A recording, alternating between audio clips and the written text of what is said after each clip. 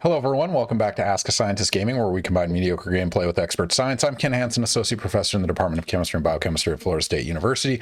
I'm a photochemist/photophysicist. I do light matter interaction, how photons affect energy and energy transfer and electron movements and all sorts of things. But more importantly, joining me tonight is Dr. Scott Stagg. Scott, if you wouldn't mind introducing yourself. Hi, I'm Scott Stagg. I'm a professor in biological sciences. I am a electron microscopist. I use electron microscopy to study the structures of molecules in the cell and try to figure out how they do what they do. And we use a technique called cryogenic electron microscopy that allows us to see these protein structures at atomic resolution. What do you typically teach?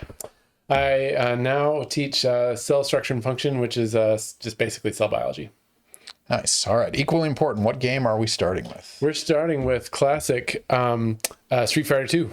Nice. Capcom, that's classic arcade. Do you remember the 4-person arcades that had, like Teenage Mutant Ninja Turtles? 100%. That's where I first started playing Street Fighter. We'd go to a bowling alley and not bowl, just play Street Fighter. It was a whole lot of quarters. Yeah. Oh, someone wants me to play Ryu.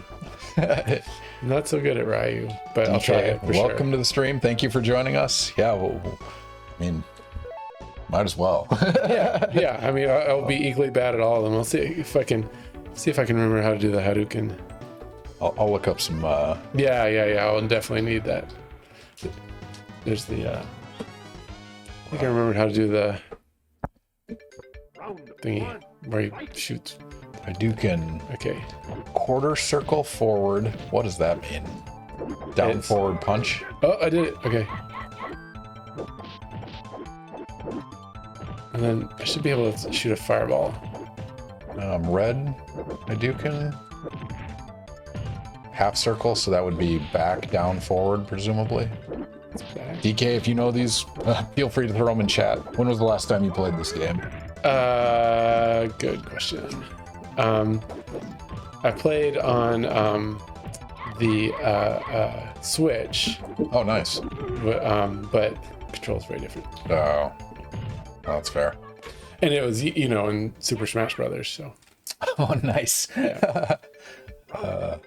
That's fun. What's your son's favorite game right now? There it is. I get it. So he is playing lots of Roblox. He is very into, which is it's such a brilliant thing. Do you ever play Roblox? No, I haven't. Do you know about it though? There, yeah. I'm much more familiar with Minesweeper, but I think it's similar, right? Minecraft. Sorry. Yeah, it's similar. Yeah, but the difference is, anyone can be an author. So they get thousands and thousands of games, which they vary in quality,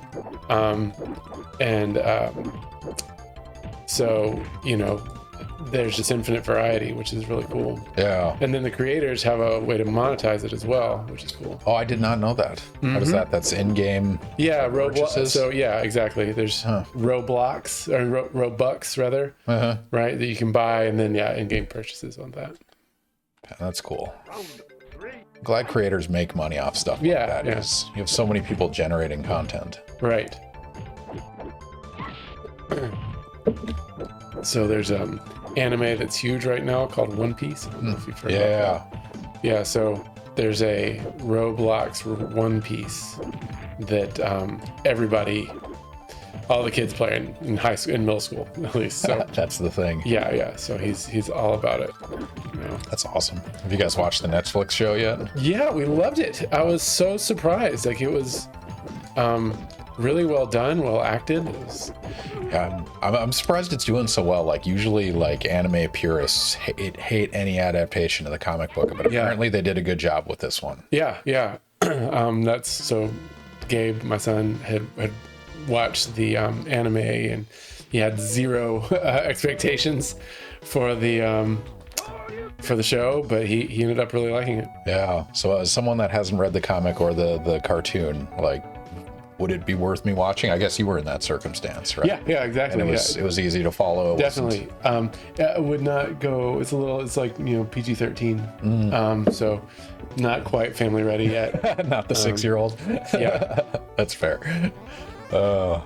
All right, so Scott, you've had a little bit of time to settle in. Yeah. You got at least one victory out of the way. All right, if you guys have any questions for Scott Stagg, he's happy to answer them. He is an expert in cryogenic electron microscopy.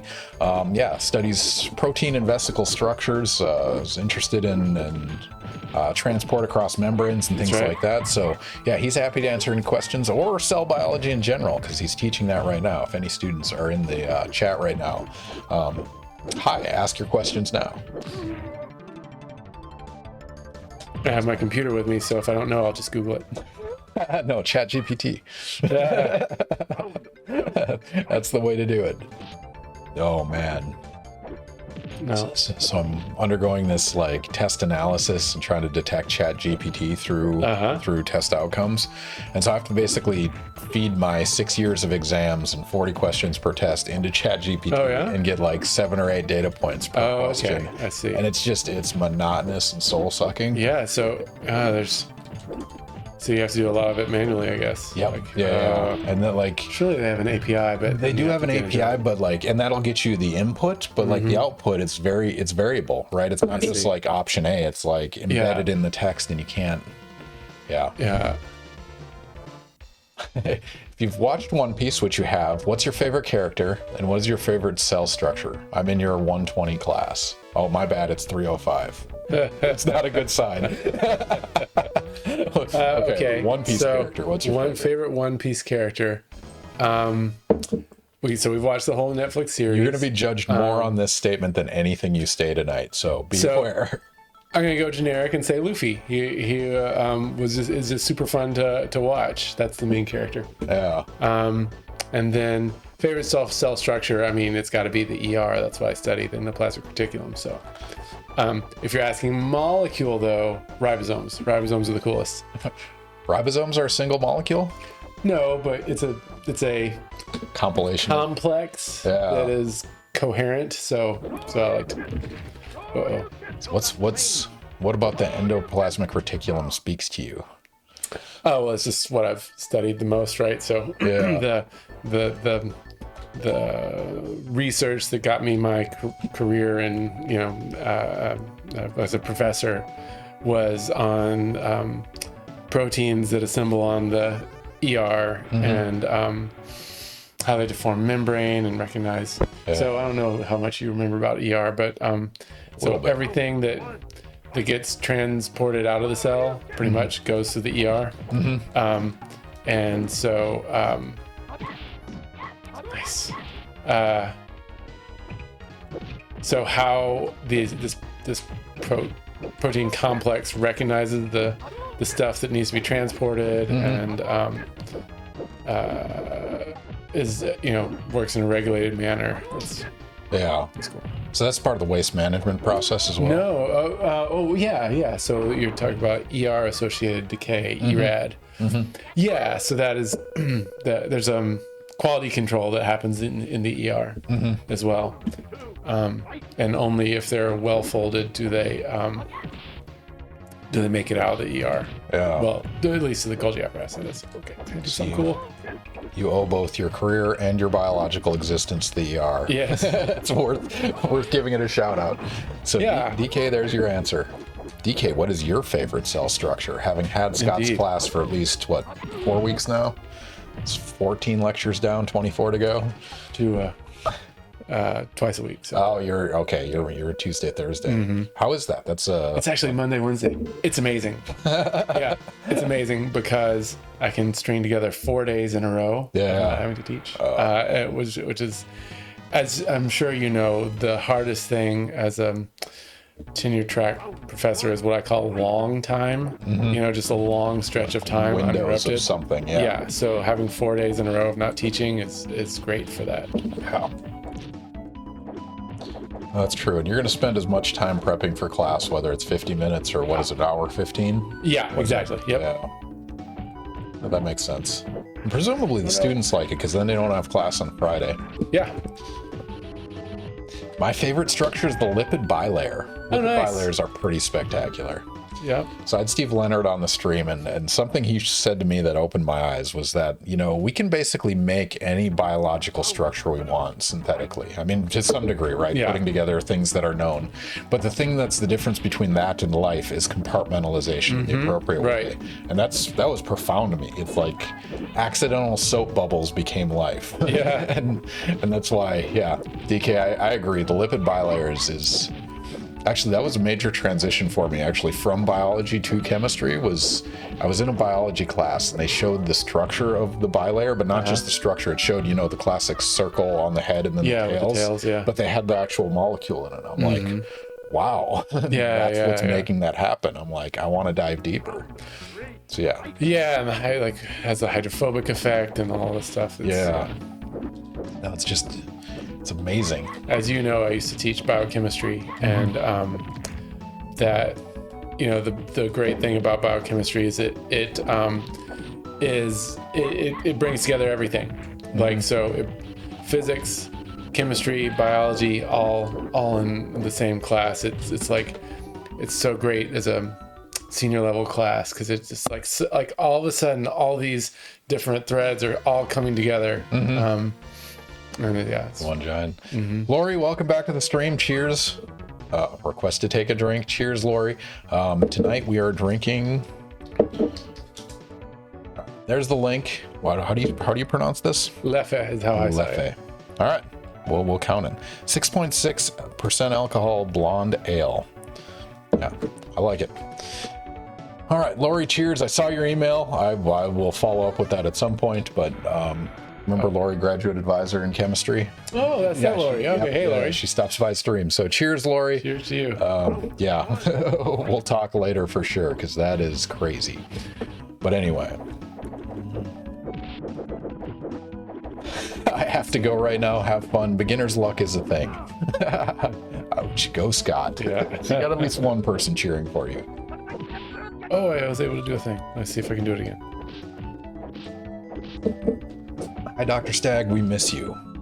Yeah, we do miss you in chemistry. So since the last time you're on, you made the official transition from chemistry to biology. That's right. And it was partially driven by students as well as the facilities plus.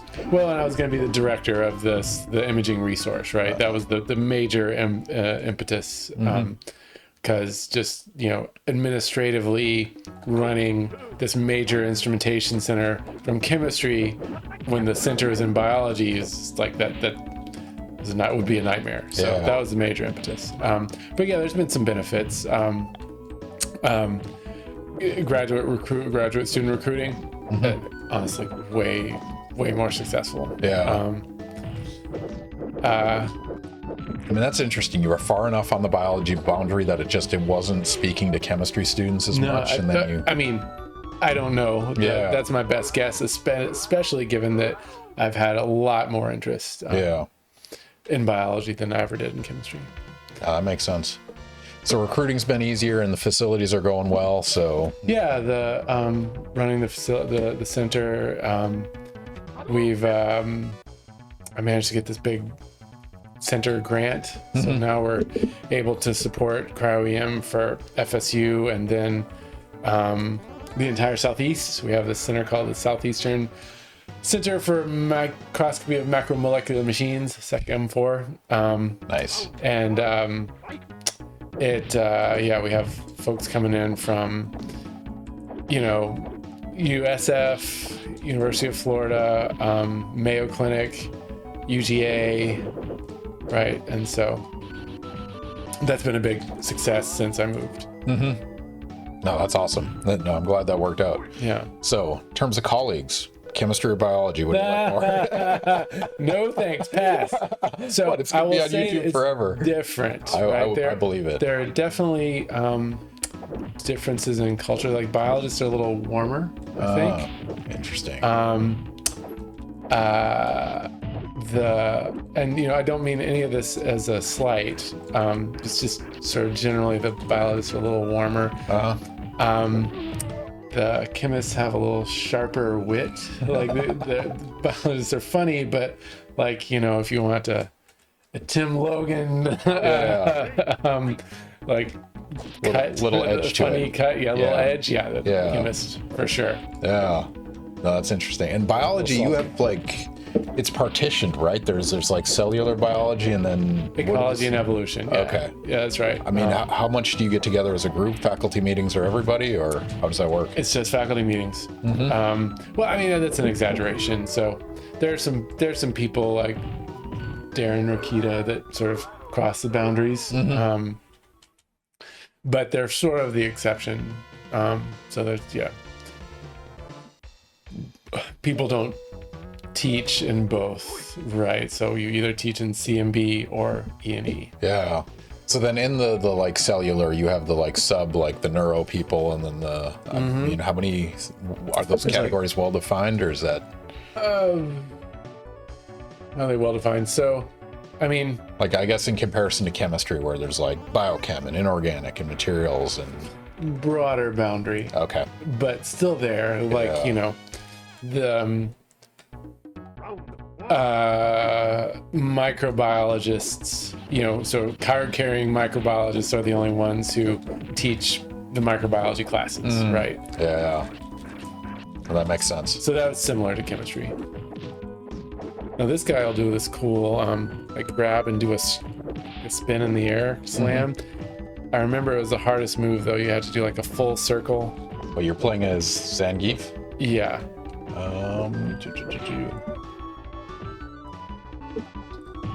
I'm impressed these moves are coming back to you, or at least the idea of them at least is. Yeah. Like I said, I spent a lot of time in the bowling alley. Spinning pile driver? Yeah, it's spinning pile driver. It's also like the most powerful move. Back all the way around and punch. You gotta be close enough too. Yeah. Blanca's lighting me up though. I'm not having much luck with Blanca.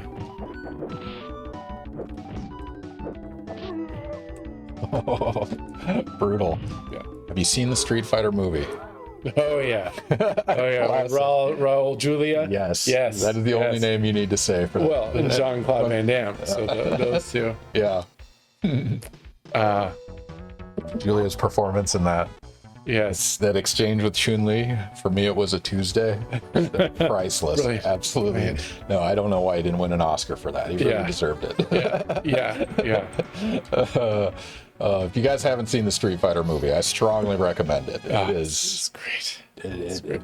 I mean, you got to be into hammy stuff. Yeah. But Jean-Claude trying to do an American accent. Yeah. It's amazing. All right, let's see. Blanca, come on, man. So in terms of classes, you're teaching a new class that you haven't taught before. Well, I've taught once before, yeah. Okay. But yeah, I mean, compared to 14 years of biochemistry. Yeah. How much of a learning curve on your end was that? Some learning curve. It's a lot of material, and I didn't necessarily know like all of them. There's a lot of molecules involved in like muscle contraction and filament polymerization, and I didn't really know them, but that part was not so hard as just getting the material together. That's always such a big effort. Yeah. And I use LAs, and we talked about that the other night. But part of using LAs is you got to give material for them for the in-class activities. And that's also effort. Yeah. Thankfully, you generate it once, and then you have exactly. it. And, first time's always the hardest. So graduate classes, then, have you taught any there? Not yet. Because you used to do the programming class, right? That was the Very much like to be able to teach a programming course again.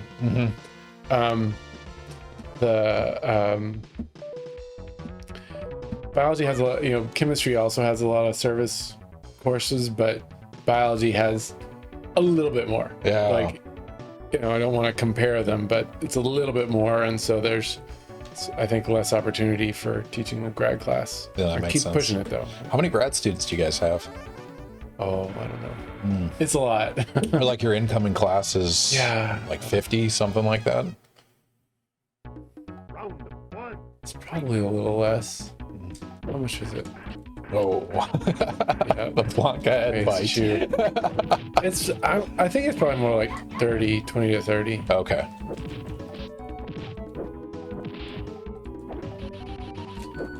The face chew. Brutal. Man, I like it. Just destroyed. I think they have Street Fighter 2 in the Railroad Square. Do you know what I'm talking about? The flippin' great pinball. I think that's one of them that they have there because they did Street Fighter tournaments for a while. Tekken.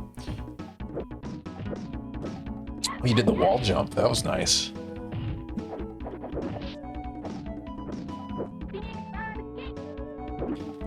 He's just so much better at blocking than I am.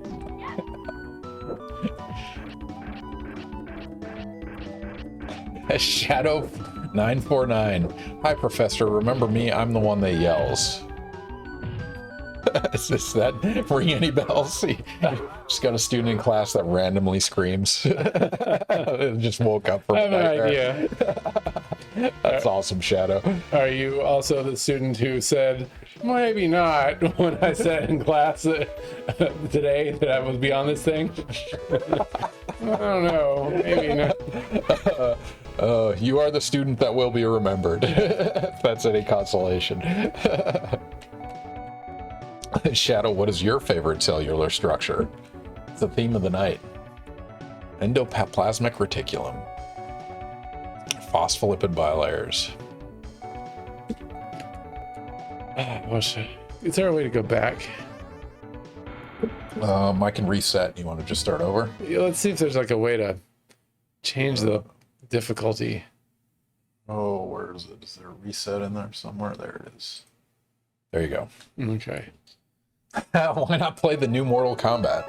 You seen the new Mortal Kombat? I have Beautiful. not. I've heard about it. Now, the most recent Mortal Kombat games, they like do, the cinematics for every one of the like major moves. So you see spines like crushing, Yeah, and they sure. like transparent the body and stuff. It's very pretty. Also not PG. All right, so we're gonna start. Go down to options. Oh, let's go easy. Yeah. Oh, you went the wrong way. Nice. Okay. We'll do a 1. Yeah. No one judges here. But yeah, and it's hard with new games. If you don't commit the time, it's really tough. Especially online multiplayers. They just destroy us. Which we're gonna try a little bit of later, so it's gonna be interesting. All right. Let's see. Why not the new Mortal Kombat? So what you're playing now? I mean, last time we did Mario Kart 8. Yeah. That one's a little bit, that's a couple years old at this point. And that's one that I had actually played within the last 20 years. You playing anything right now outside of those? No, just like whenever Gabe has like a bunch of boys over, we'll occasionally break out the Super Smash Brothers. Oh, nice. And so Teach him a lesson. no, not anymore. No, I get my ass handed to me regularly, but at least I know what the buttons do. Yeah. Now, the one I'm excited for is Super Mario Wonder. Have you seen this? The new Mario 2D side scroller. No. Yeah, it comes out October 20th. So it's like classic Mario. Gabe recently did the new Zelda. Do you know what I'm talking about? It's like it's a sequel to Breath of the Wild. What's it called? Something Kingdom. Something like that. Why can't I remember this? But he loved it. Like he Tears of the Kingdom. Tears of the That's what Kingdom, it is. yeah. Tears of the There you go, Reese's Pieces. Thank you. We had a couple people play Tears of the Kingdom on stream, actually. on the stream. Yeah. Really? Okay. It's a pretty casual game if you're not going after major bosses, right? It's an open world. Right. Walk around, find fights. Have you had anyone do like Animal Crossing or anything? No Animal Crossing. That's pretty casual, right? Exactly. There's been a fun mix, that's for sure. Do you remember Altered Beast? Yes. For Sega, where you change new different form? Yeah. Wally Boot played that 2 weeks ago, Nice. which is kind of fun. Yeah, that one's another classic. And what other ones do we have recently? Mario Kart 8, we had that one again. A little Diablo 4 action. Oh. What's this thing? All right, if you guys have any questions for Scott Stagg, he's happy to talk about cryo electron microscopy or endoplasmic reticulum, whatever it might be. We're happy to Vesicle discuss trafficking, Yeah. protein structures in general. I mean, speaking of which, Nobel Prize on Monday. Medicine and physiology was for mRNA. Mm-hmm. I mean, so it wasn't for the vaccine itself. It's for making so there wasn't an immunoresponse. Yeah. Yeah. So there, the key is this modified RNA, right? So most mRNAs have uracil as one of the bases, right? Mm-hmm. And there's a form of an altered modified nucleotide called pseudo-uracil, pseudo-U. And it's sort of cool. It's you have your Watson-Crick face, right? These are the hydrogen bond donors and acceptors. It just flips it upside down. So I'll show the camera. It's like you have your Watson-Crick donors and acceptors, and it flips it upside down. And that's pseudo-U. So it's just replacing a carbon with a nitrogen, right? Yes, yeah, exactly. Yeah. And they found that when you put mRNAs, exogenous mRNAs that had pseudo-U instead of U, if it was exogenous mRNA without pseudo-U, it introduced an inflammatory response, and thus the proteins didn't really get made. Mm-hmm. If you made pseudo-U, it dramatically increased the expression. So during the inflammatory response, it took that mRNA and it just decomposed it and Well, there's a particular protein that was being hyperally activated. L something, I can't really remember the name of it. Yeah, no worries. But that was the one of the contributions was figuring that out. Yeah. Not just the pseudo-U thing, but why it happened. Yeah. I mean, that's interesting. So you just change that structure a little bit, and then that protein just can't recognize and can't. Yeah, it doesn't get activated. Yeah. So, And so that in itself wasn't a vaccine, but it allowed a vaccine delivery mechanism. Well, it allowed the exogenous protein to actually get made. Mm-hmm. Right. So that's and the mRNA not to get degraded. Mm-hmm. So that was one step, and the other step for the vaccines is getting it into the cell, and that's what the charged lipid did. What do they call it? I'm forgetting the right word for the name of this lipid, but it was ionizable. It's an ionizable lipid, so that it got a plus charge when it got into the endosome, and so you put that together with. Oh, I destroyed him. Yeah, you did. Flawless victory. So you put that together with the mRNA, then now you can get the mRNA into the cell and get it expressed, and then you can get the exogenous protein to generate the immune response against it. I mean, so with most Nobel Prizes, it is a question of where you draw the boundary on contribution, right? Should have somebody, one of the lipid people, been on that prize? I was a little surprised about that. I don't know. Maybe a lot of the lipid work came from industry, and so it wasn't, a pure research contribution. If I was going to guess, but I don't. I mean, industry people they still win the awards, right? As long as it gets published. So I don't know. I was a little surprised because it does take those two major leaps to make the COVID vaccine, right? That was exactly. Yeah, I was a little surprised by that. But it's hard. Yeah, let's do more. Round one, fight. How do you feel about the attosecond laser Nobel Prize? Strong opinion? I don't have a strong opinion about it. So I can't remember the units. So what? That's 10 to the minus what? 18. 18. Yep. So it's just preposterously Yeah. short.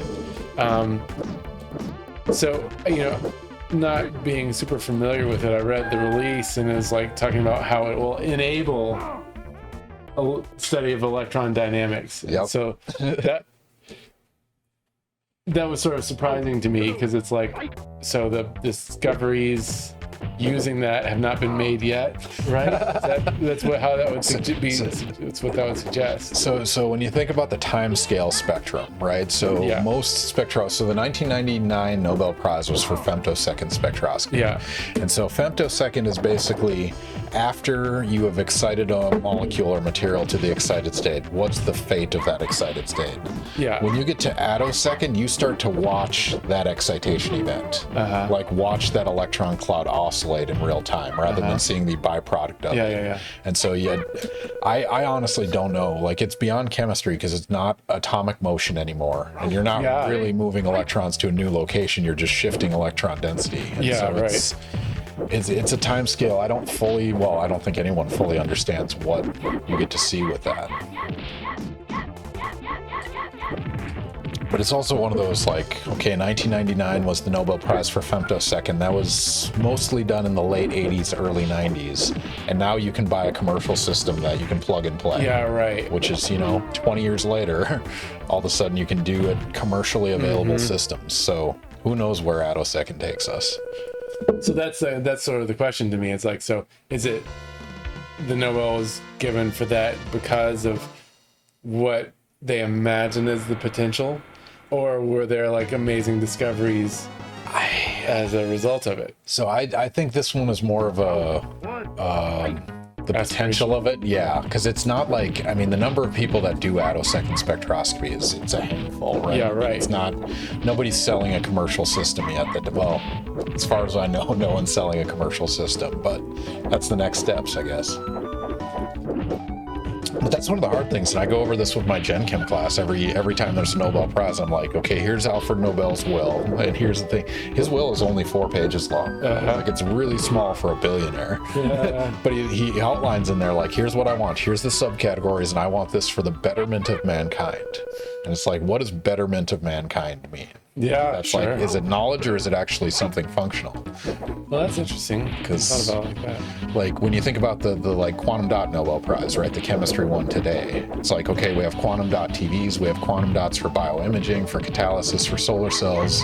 It's been used, it's been commercialized, you can buy it. So I could argue betterment of general mankind. But then you go back a decade and it's like quasi-crystals. I don't know if you remember that. The five-fold symmetry is just an anomaly. Right. Betterment of mankind. Like, has it been useful? No, but was it like a scientific battle that he won over decades of insistence? Yes. Yeah. So I don't know.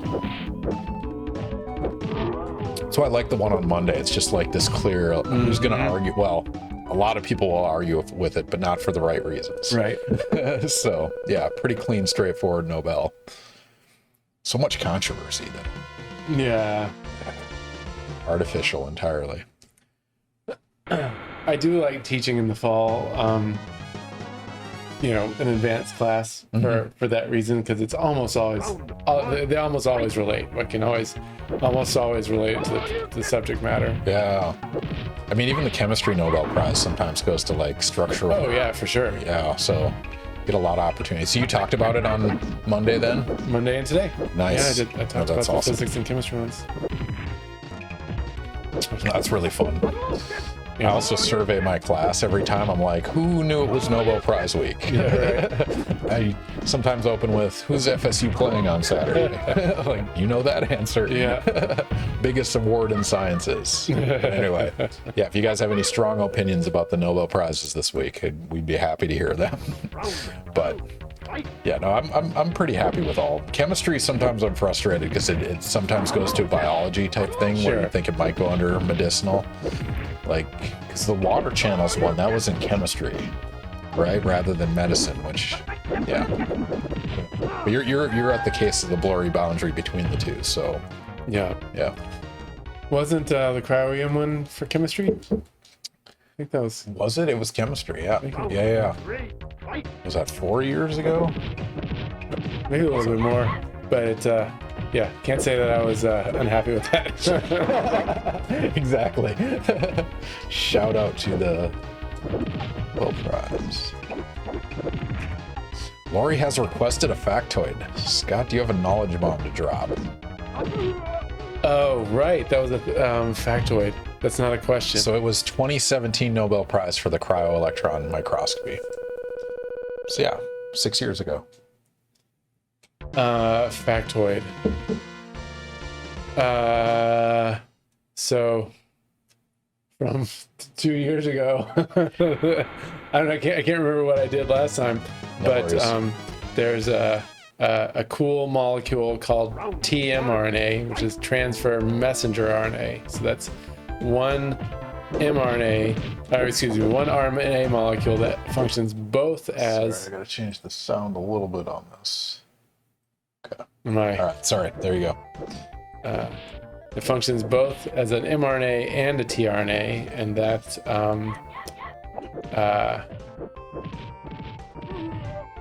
it's pretty cool because in bacteria, sometimes they have mRNAs that get truncated, and so they'll start translating a protein, and then they get stuck. Mm-hmm. And so this ribosome, which costs an enormous amount of energy to make, gets jammed up, can't be used anymore. So this molecule called tmRNA recognizes it and comes in and it acts first as a tRNA, and that moves it, unjams it, and then as an mRNA, and the mRNA part encodes a tag that is recognized by proteases. So this defective protein is degraded. So it's like this cool recycling factor. Mm-hmm. And that's universal across all biological systems, or that's it's all bacteria. So all bacteria. Okay. Yeah. But you don't find it in mammals or anything like that. No, they're they have different mechanisms for dealing with broken mRNAs. Yeah. They don't have as many broken mRNAs actually because mRNAs get processed differently in eukaryotes. And that's a selection pressure, presumably. We need to be more consistent with our DNA than bacteria need to be. Well, it's a product of the just enormous long evolutionary process, right? They branched off so long ago, and the eukaryotes, of course, have a nucleus. Bacteria don't have a nucleus, and that's one reason why the eukaryotes they modify their mRNAs. They get made in the nucleus, and then they get processed, and introns get cleaved out, and they get exported. And they get a cap and this long poly A tail. Totally different. That is very unique to eukaryotes. Huh. My daughter has an important question. Why are you breaking the car? Oh, okay, yes, yeah, good question. So, as a bonus round where you get to just destroy some stuff to demonstrate your strength and skills at destroying things. Yeah, so it's either a pile of bricks or a car, or I don't remember what else they have. Pile of wood, pallets or something like that. It's a feat of strength. I like it. All right, yeah, if you guys have any questions for Scott, he's happy to answer anything structural, structural biology, cellular structure, cellular function, and cryo-electron microscopy, which is a fun technique to measure structure and determine structure. So that was 2017 Nobel Prize. Mm-hmm. When did their papers actually come out? That'd have been early 2000s? 70s. Oh, really? It was that far? Wow. Yeah, so the reason why it took so long is the technology just took a long time to develop, right? So first, the microscopes had to get better, and that didn't happen until the mid to late, so like 2010. Right. Look at that move. Yeah. Oh, look at that move. Wow. So, and then in 2015-16, this the detectors improved, and the culmination of all those technologies allowed us to get from, you know, domain level resolution to atomic level resolution. I see. That was what the Yeah, was. and so suddenly, you know, it enabled structure determination of things that were not possible before. The cool thing about cryo-EM is you can determine not just one structure, but like a range of structures, like if there's heterogeneity, so you can see how these things are moving just in solution. So, you know, and that's cool. But so when you get to atomic resolution, that's when things start really getting interesting, because you can do things like drug design and model building and. Oh man, you did the kick too. Nice. Yep. He's about to mess me up. Why don't you get to climb a fence? Seems unfair. Now, if I got lucky, I can kick his claw thing off. Did not know that was a move. Nice. You're pretty far in. Like, this is, who's the final boss in this? I don't even remember. Raul Julia. Whatever his name was. Yeah, what is the actual name? It's Bison. Bison. Yeah. There we go. I had to go M. Bison. M. Bison. I had to go through the quote from the movie. Like, the day M. Bison grazed your village, it was the most important day of your life. Yes. For me, it was a Tuesday. Everyone needs to go watch that movie. It is absolutely spectacular. Based on a true story filmed in real time. No, don't believe me. No, All right, we should do a prediction with the electron microscope, because this is an interesting one. All right, anyone not following us, click the follow button. You'll get 300 standard internet units that you'll get to gamble on predictions. Predictions on Twitch are usually game related, which we probably should have done some predictions on whether you'd win or not on some of these. Yeah, true. But instead, we do them for science related questions. So if you guys have a strong opinion on this question, you'll get to use your standard internet units to, I don't know, bet as much as you want one way or another. But the question is, what is the radiation in an electron microscope exposure? An exposure in this case means like The amount of electrons used to make an image. to make an image. Okay, so if you're going to do a full like high resolution image, Yeah. the amount of electron microscope exposure is the equivalent of a 10 megaton H-bomb or a 15 kiloton little boy explosion. And so those are both massive weapons, megaton and kiloton. So megaton is 1,000 times a kiloton. So the question is, how much radiation, and this is beta radiation, we're talking electrons? Yeah. Okay. Which makes sense. So the question is it 10 megatons or 15 kilotons? Betting purely on vibes. You know, bomb-related vibes. Scott, you give off a certain demeanor related to nuclear weapons. We learned something about ourselves today. But yeah, if you guys have predictions about which one it is, 10 megatons or 15 kilotons, that's using the meta. I respect that, Reese's Pieces. But yeah, that's a lot of electrons happening very, very quickly. But I guess we're not discussing the energy electrons, but we'll get into that. The energy electron? The energy of the electrons? Oh, the energy of the electron. Yeah, of the ones that are actually emitted during the process. All right, you guys have about 20 seconds left. Everyone's betting towards 10 megatons. Anyone going to go for the dark horse, 15 kilotons? Do your predictions now.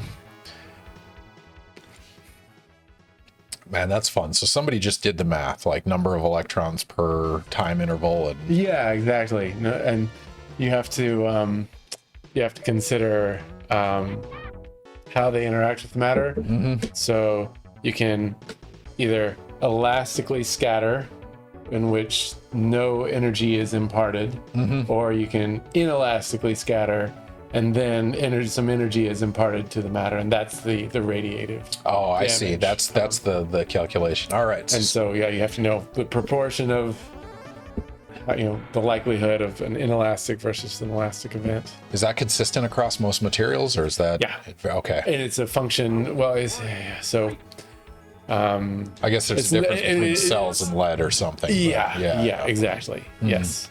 So yeah, organic matter is pretty similar, and so that's what we're talking about. All right, Scott. So what is the answer? 10 megatons or 15 kilotons? 10 megatons. Yeah. Jeez. Yeah, it's crazy. So a cool thing about doing cryo-EM is you can literally watch your sample blowing up over the course of a second. Like, so over the course of, well, maybe let's call 5 seconds, you go from seeing it to being sort of fuzzy to being bubbles. Like it completely turns it to atoms. Yeah.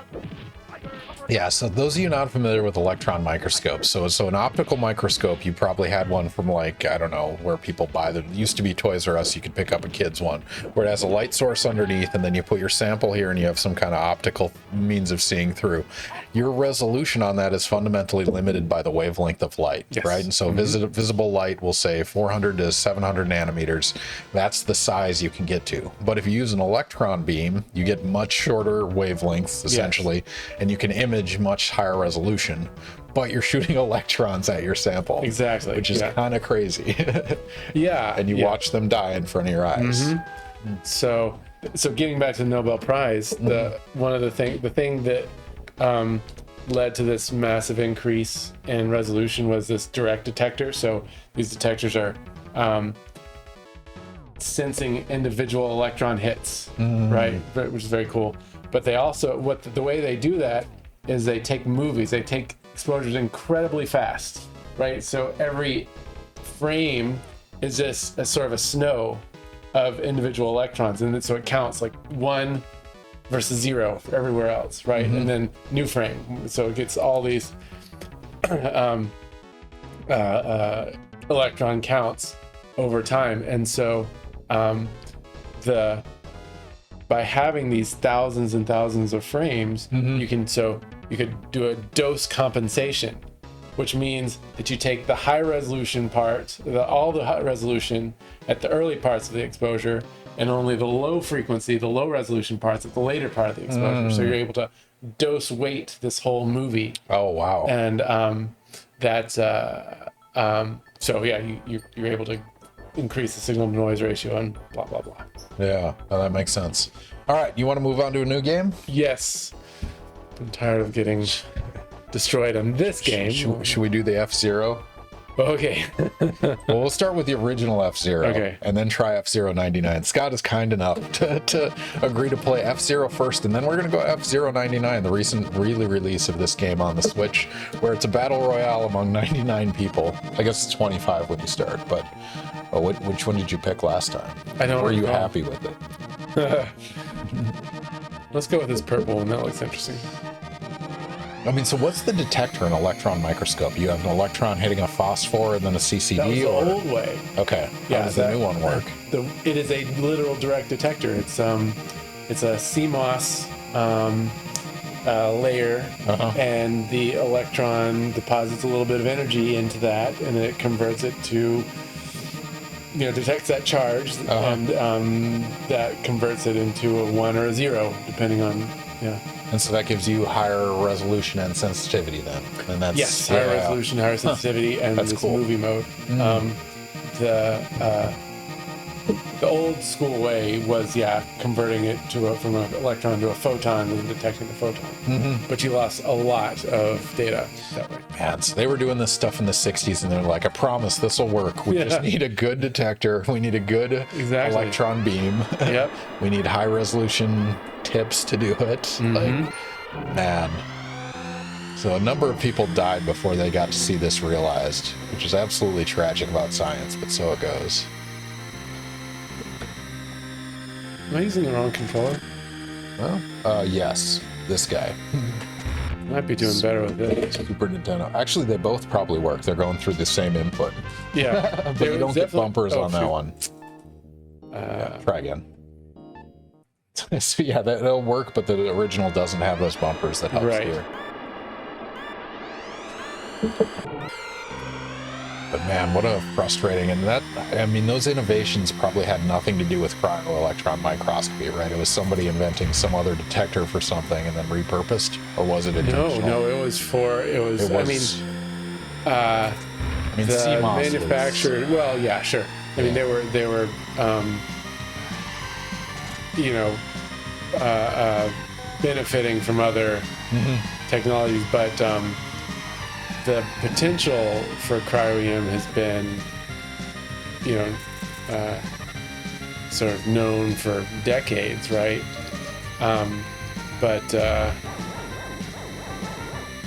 So the first camera manufacturer to do this was called Gatan. It's electron counting, and Cool. yeah, they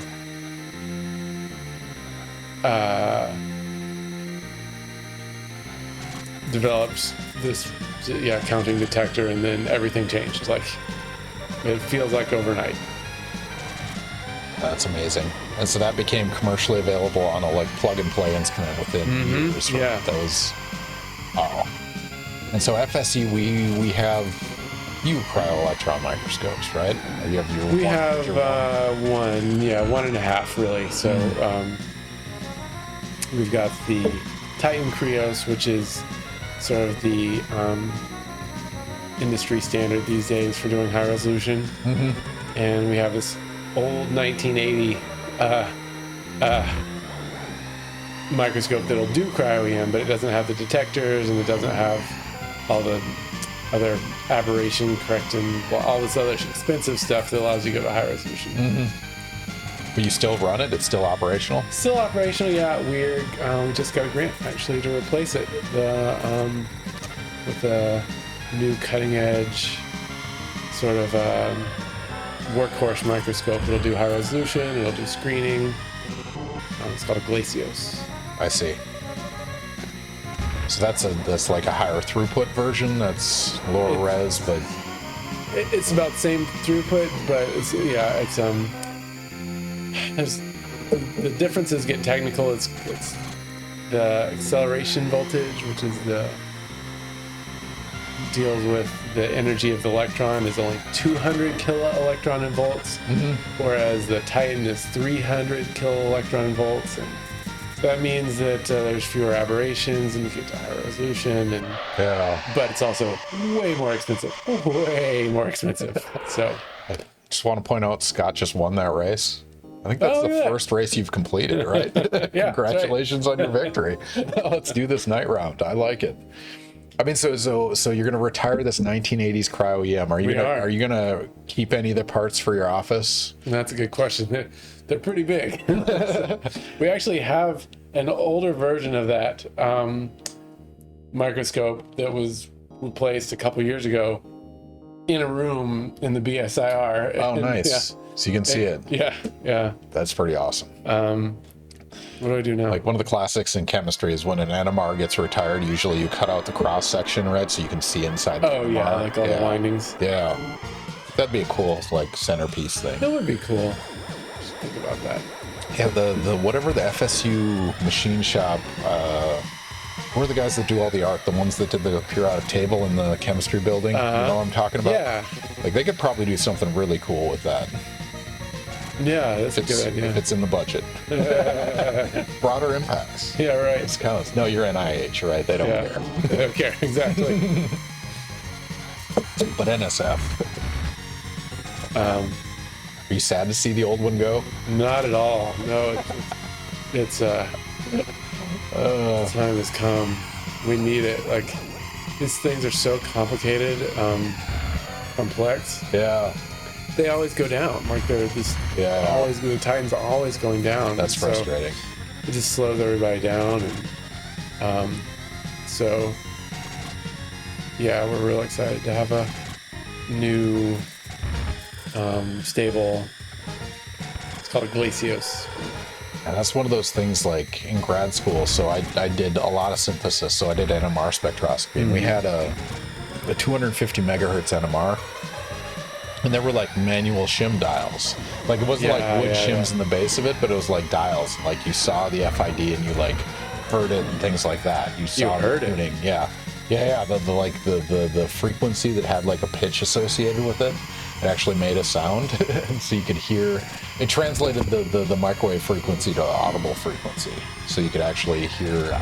And would you hear like the beats? Like, would you like literally tune it? It was like a pitch kind of thing, but I never used that. I like you could see it on the screen. I didn't have that pitch tuning, but like back in the day, that's how they did tune them, which is crazy. That's cool. But it was one of those like when it dies, it's like, oh, I did that, but also it's time to move on to auto shimming and you know, save time and effort. Now it's a black box. Oof. Health is low. And one of the things I really like about this game is it feels like you're going really, really fast, but you still get reasonable control over it. Like you're not just skidding out the entire time. Yeah, I'm doing better on this one than I did on the 99 version or whatever. Yeah. We'll see when there's competing against. The other hard part is the. Why'd I blow up? Your health went down too low. Huh. Totally worth it. Just blow up. Yeah. There's no airbags on these F-Zero vehicles, ladies and gentlemen. We just watched Scott's character die in front of our eyes. Just obliterated. Oh, crashed out. Yeah. Try again, or do you want to jump to the Let's go. 25? Let's do it. We're going to commit. All right, let's turn that bad boy.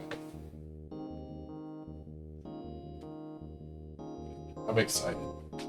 I'll probably play this after you're done. Oh, yeah. Let's see. I need the switch. Do the switch controller.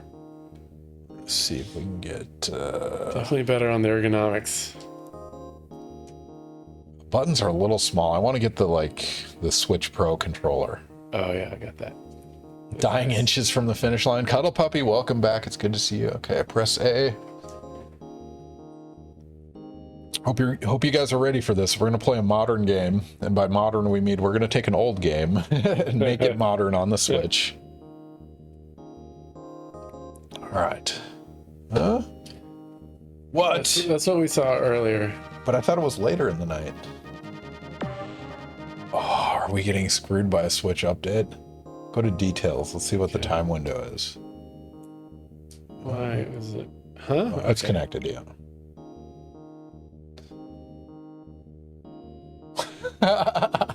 No. Nope. Ladies and gentlemen, we tried to do some F-Zero 99. Cool. Do you want to try some Mario Maker instead? Sure. Are you familiar with Mario Maker? I think so. It's where they basically, so go to home screen. Okay, let's see. That button. Yeah. So go over to that one. Yeah.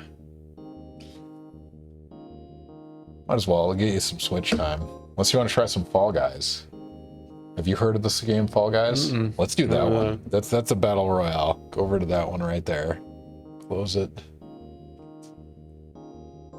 That's what Debbie thinks I look like. Debbie made that? What does that say about me? That's awesome. Oh, Cuddle Puppy, sorry to disappoint. You were hoping for it. We're gonna do some Fall Guys. It's been a while. I think this is still live. I think some people are still playing.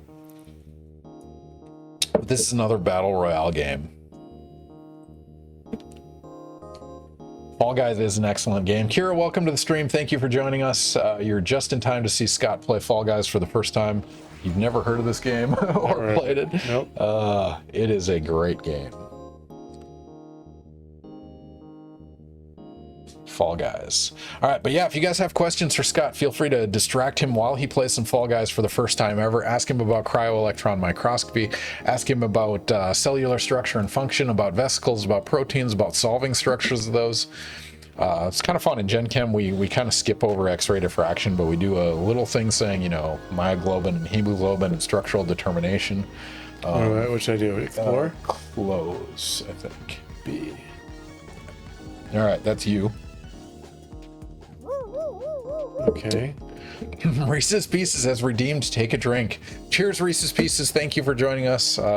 Here's what we're drinking tonight if you weren't here earlier. Leffe Blonde Ale. It's 6.6% alcohol. And yeah, we're drinking on a Thursday night. Hopefully you guys are joining us. Drink cheers. Should I choose something? I would do solos because Okay. I don't know what the other ones are.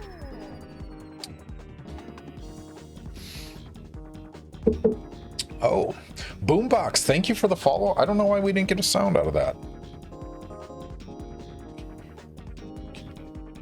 Presumably you guys can hear the game, but I don't know why I didn't get a notification there. Here, let's test it. Streamlabs. Oh, there we go. UF Gator is now following. Right. That's awesome. I hope that's one of your students at FSU that goes by the pseudonym UF Gator. All right. So what do we do? Yeah, people ask me about that rivalry sometimes, and it's like, we didn't go here for undergrad. Yeah. Like, we don't have that. I mean, you feel a little bit of pride when FSU wins, but do you have that investment? No, I mean, I like FSU better than UF. That's fair. Are there special buttons? No, it's just walk towards the end. You have okay. a jump button. I think there's a dive button too. Oh, you can see their names. That's cool. Is that bumpers? Yeah. Okay. But yeah, the one of them is jump, the other one is dive, and this is basically just race to the end. It's obstacle, Ninja Warrior, pseudo Okay, got it. racing game. Love it. I'm so Okay, glad this is you're great. playing this on stream. This is awesome. It's a really fun game. Yeah. This is great. It's a perfect distraction from the gameplay. All right, how's the volume on this? If you guys are having issues hearing or not hearing it, let me know and I'll change it accordingly. Right. But Okay. so yeah, that's it. So you All do right. like 4 rounds, and then eventually there's a King of the Hill type gameplay. But Ah, you get eliminated. Awesome. and Plinko, they drop to the bottom. So you are one of the top 24 players of that round. Congratulations. Man, that's fun. So cryo-electron microscopy, solving structures. We're getting back to this. So X-ray diffraction, you take a crystal of a protein and you scatter it, and then you do a bunch of math to go backwards. Yes. And cryo-EM, it's an interesting problem because you're basically taking photos of different orientations, and then you're like mathematically summing those together to give it a 3D structure. So Yeah. So so just like if you were animating a person, like making a computer 3D representation of a person, you to do that you have to take a picture of rule. what the hell? You just accidentally threw that whole round. That was amazing. You have to take pictures of all orientations. So with cryo-EM, you purify some protein complex or RNA or whatever of interest, and you put it. I have to use my hands. So you put it on your EM substrate, which is a grid that's about a quarter of your pinky nail, and so you put like 2 microliters of solution on there, and then you blot it. But you don't blot it all the way dry. You blot it to 1 molecule thick, 1 specimen of interest thick, and then plunge it into liquid ethane. And so in the end, you get all these copies of your molecule of interest, and just by chance they land in all the different orientations. And so if you can determine those relative orientations from one particle to the next, then you can do the reverse operation of the microscope and go from 2D to 3D. I'm not familiar with this game type. I'm assuming there's something you either collect or something you have to be inside of. If you look around, is there something else? I don't know, I feel like I'm climbing. Lorianne, the grad coordinator at UF chemistry department is named Lori H. Parentheses Clark. We get each other's emails for prospective students all the time. That's funny. Lori, that's a perfect opportunity for sabotage. Oh, thank you for applying to UF. We don't want your application. That's great. Oh, Lorianne, can you give me any tips for applying to UF? Cuddle Puppy, go fuck yourself. I don't know if you remember Cuddle Puppy from last time, but they are quintessential troll of the stream. Yeah, okay. Welcome back to the stream. Cheers. Thank you for joining us. Hopefully you're drinking on a Wednesday night, hanging out. We're what, 4 weeks into class? Is that? Feels right. That's somewhere around About to there. give my second exam. It flies, doesn't it? Yeah, it really does. Man. Oh yeah, you probably have to stand inside of that thing. Yeah, I was trying to. I feel like, yeah, that's probably it. I was trying to get on top of it. So how do you feel about this one? I love it. This is great. Ooh, Codemaster is a fun one. When reading a sequence like AGGAUC, I don't know what I'm using there. How is it that the tRNA knows exactly where to start, and it won't accidentally start to read the GGAUC? This is a great question. So, first, there's positioning the mRNA, right? So, at least. Oh, I think you're out. You're just watching other people play. Okay. I think you could leave and like start a new round, or you can give your explanation then dive in. Yeah, let's do it. Okay, so the simplest is bacterial. So there's the mRNAs have what's called a Kozak consensus sequence, and it's complementary, and that's at the 5' end of the mRNA. It's complementary to the ribosomal RNA, and that sticks it in and places the mRNA right near where it needs to start. So that's thing one.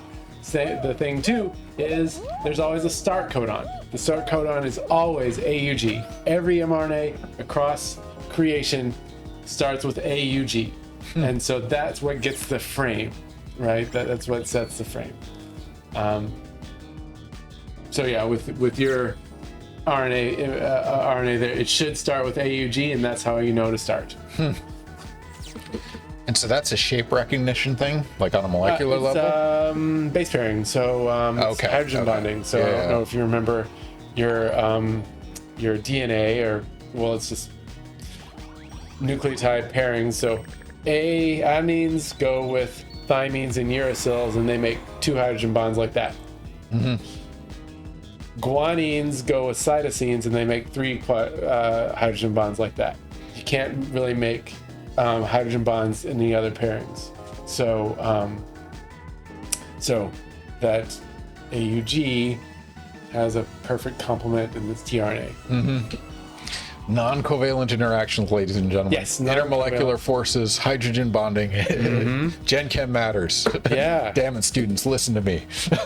Try to convince them. And that's the bringing it all to biochemistry brings it all together. Yeah. All that stuff comes together. Man, I make the Like, joke. hydrogen bonds just seem so boring until How dare you? see. Until you once you see them in action, they're actually doing something. Yeah. And it's exciting. No, I mean, DNA and proteins is the example I use why hydrogen bonding matters. I mean, like things like water and crystallizing, and why water, like ice cubes float on water and life exists on Earth. Like, obviously that's important, but like DNA, the elegance of strong enough to hold together, but weak enough you can break it apart. Yeah. Like, that's profound, Yeah, right? yeah, That's really, really important and underappreciated. At least by the general population. I think biochemists and biologists appreciate it. Yeah. But even like, alpha helices, beta sheets, like all of it. Maximizing the hydrogen bonds, yeah. Hydrogen bonding, these non-covalent special dipole-dipole interactions. Yeah. I'm reminded of it every time I teach Gen Chem, which is kind of fun. This game is just... it's bonkers. Yeah, no, it's perfect at what it does. Oh, you're about to get wrecked. I was trying to dive under it. Thank you. A nice review from the previous unit. Yes, we had an exam on... One thing I don't like about Gen Chem 2 is that it's so disparate, right? So you start out with like intermolecular forces and solutions, and that's test 1. And then you go to test 2 and it's like kinetics and equilibria, right? And so it's like... They tie together, but they're very, different things. Like, you could ace the first test and bomb the second one if you don't study for it, because it doesn't build upon itself at all. Yeah, right. How is that, in the class you're teaching at least, or at least in biochemistry, how partitioned is that? It builds on itself the whole time. Okay. So yeah, you really have to keep up. Otherwise, like everyone understands alpha helix. So that's a bad example. But if you didn't understand alpha helices and beta sheets, you're just going to be seeing that for the rest of the semester. Yeah. Right? So No, that makes sense. I mean, and structure function is so important in biochemistry, Yeah. right? You have to build from the foundations. yep. Killing it. Cheers to round one. Yeah. Your DD Sagan or GG. There you go. I don't use emotes enough. I'm disappointed. We have our library of emotes. I don't know if you saw these last time. There's our DD Sagan. Yeah. Nice. just perfect. Yeah. So speaking of DDs, oh wait, here we have a question. How inefficient is anaerobic respiration with the citric acid cycle? Holy shit, did we ask this question? That is someone from my class. A Codemaster? About... No, I think that name looks familiar. I think they might not be in your class. Really? That's just a crazy Codemaster. You don't have to reveal too much, but I'm fairly sure they're fairly regular. Okay. Should we ask the glycolysis question? Oh, sure. Yeah, let's do that. This is the one time it might become relevant. Codemaster, this question is for you. Oh, man. Rocks. Oh, I'm sorry. Anaerobic respiration. Yeah. Let's do it. All right, we're going to put up a prediction right now. This one is a little bit technical, so any biochemist / cellular biology people in the audience, this one's for you. So the question is, what is the primary product of glycolysis without oxygen? So if you do glycolysis without the presence of oxygen, what does it make? Lactic acid or pyruvate? Citric acid cycle. That's awesome. Let's get the Krebs cycle, right? Also the Krebs cycle, also the TCA cycle. All the same stuff. That's one thing that sort of drives me crazy. How's the nomenclature? I mean, in chemistry, we're pretty explicit in like naming stuff, but biology, is it named after people most of the time, or is it? A little bit of both. Yeah. Better or worse than chemistry? Better. Well, it depends on how you define better. Yeah. As a pet peeve of mine is naming after yourself. So named reactions make me insane. But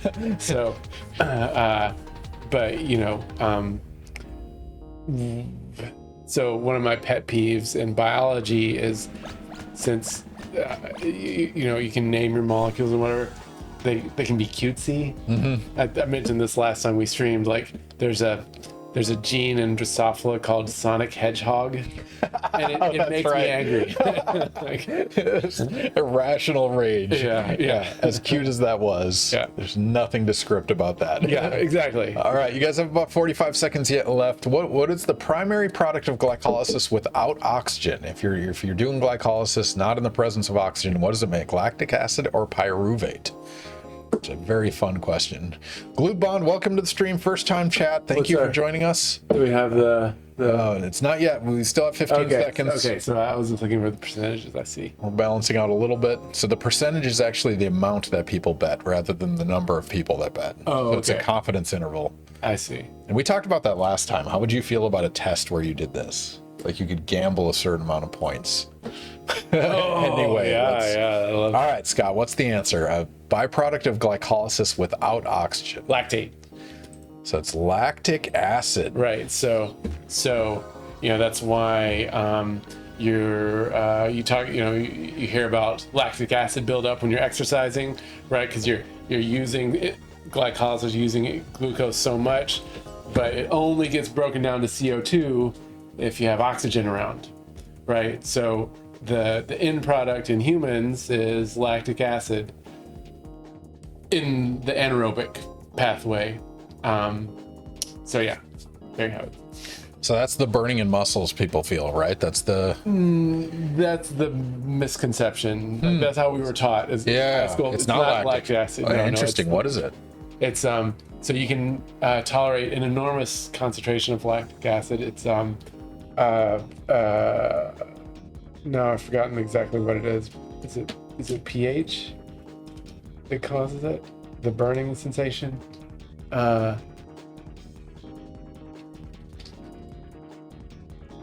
That's interesting. Yeah, so That's awesome. Yeah. I just found a paper titled Molecular Mechanism of Post-Burn Muscle Wasting and the Therapeutic Potential of Physical Exercise. Okay, yeah, there's a lot. I'm sure the answer is in here somewhere. I don't think I'll be able to find it in short, but yeah. Or GPT chat. Either one. Yeah. So the question is, how inefficient is anaerobic respiration to aerobic respiration? Inefficient. Okay, so let's define efficiency. So let's define efficiency in terms of energy output. So the energy currency of the cell is ATP, glycolysis, anaerobic respiration produces 2 ATPs. So breakdown of glucose produces, thinking it up, 2 ATPs. That's the anaerobic side. Anaerobically, or aerobically, it produces 38. Right? So that is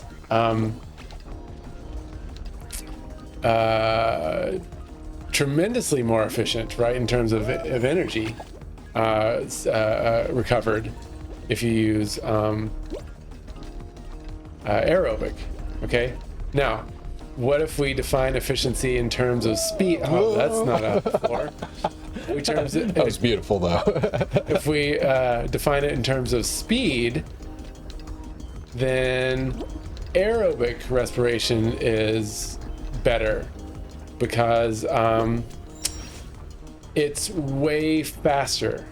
Oh, that's right? interesting. And that's, there's about,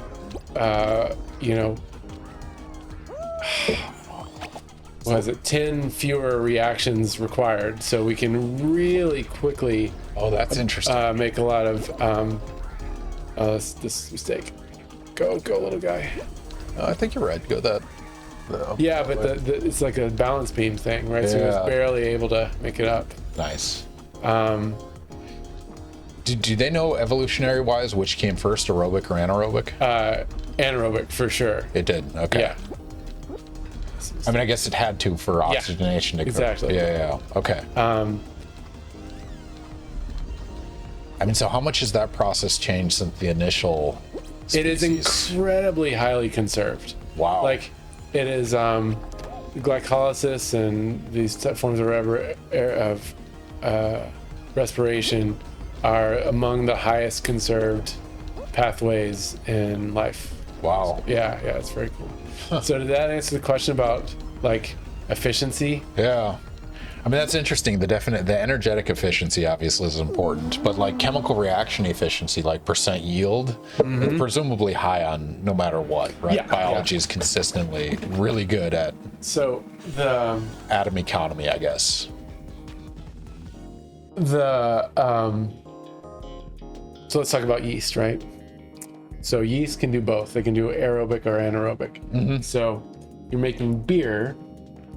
It starts off as aerobic because and the your solution has water has oxygen dissolved in it. As the yeast consume glucose, they eat up all the oxygen, and in a fermenter you don't allow oxygen in. Is this you or I don't maybe? know. Oh no, I think you lost. Okay, you can start over again. Cuddle Puppy gave you a compliment. In spite of how you started that race, you almost qualified. That's perfect. Sorry to interrupt. Yeah. So, use up all the oxygen, and then like in a fermenter, you don't allow any oxygen in. You only allow CO2 out, right? So then yeast switch over to anaerobic respiration. And in that case, they, instead of converting glucose all the way to CO2, they convert it to ethanol and CO2, right? So they can still keep on going. They can still keep living and making, consuming glucose, but they, instead of making CO2, they make ethanol, which gives us beer. That's awesome. Cuddle Puppy, if I discover a disorder that makes the victim become incredibly good looking, I'm naming it after myself. That's true. Nobody wants the Lou Gehrig's disease of the world, right? Like, yeah. Bad. A disease that makes you good looking. That's worth a Nobel Prize. That's amazing. Thank you, Cuddle Puppy, as usual. All right, Glued Bond followed up. Hello, you were in my recommended feed. I'm currently in med school.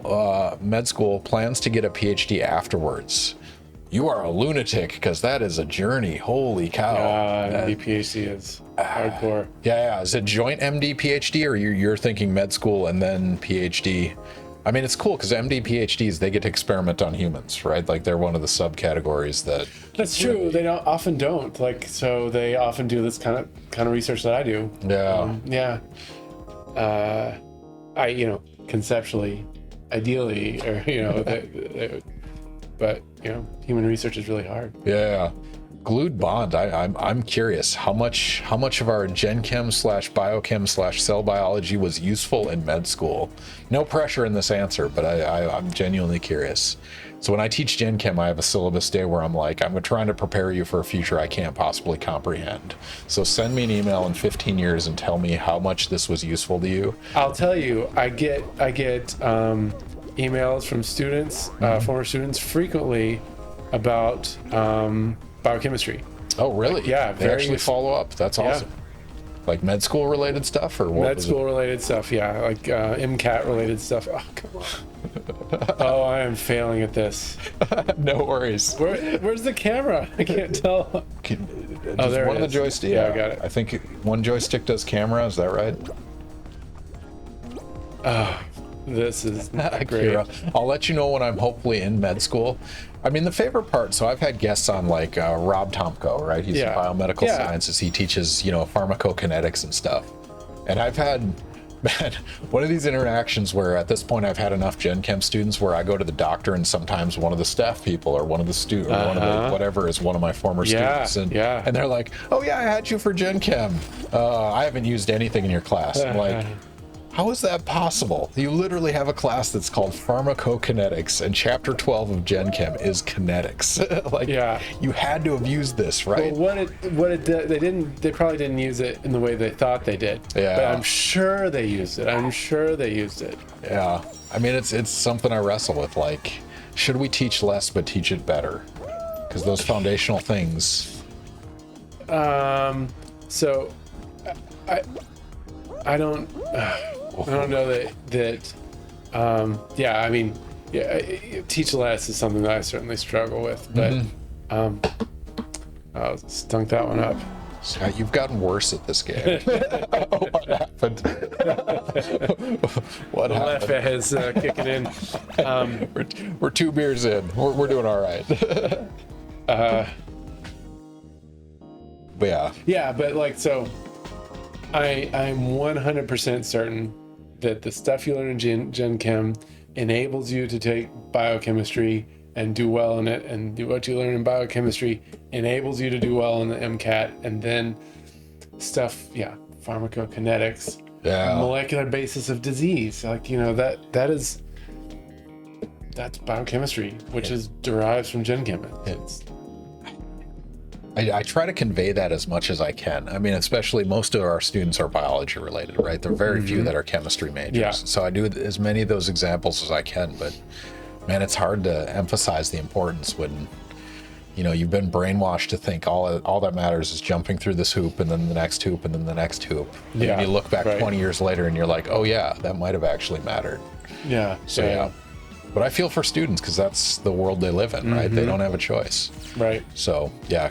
Kira, good luck applying for med school. Glued Bond, it's amazing you're going through med school and then we'll go to grad school, it's a crazy journey, but you will know a lot of things. Man, that lens applied to biochemical problems is pretty amazing, right? Like having the clinical insight and going after it from a chemical perspective. Yeah. Ooh, this is a fun one from Codemaster. How exactly does the Golgi apparatus sort its packages? I know they are transported to the Golgi with vesicles, but how does the Golgi sort and export?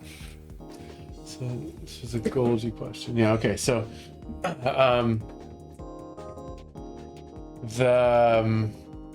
each protein encodes signals, right? And it's just a sequence of amino acids, just a few amino acids long. And then in the Golgi apparatus, one thing that happens is proteins get glycosylated, right?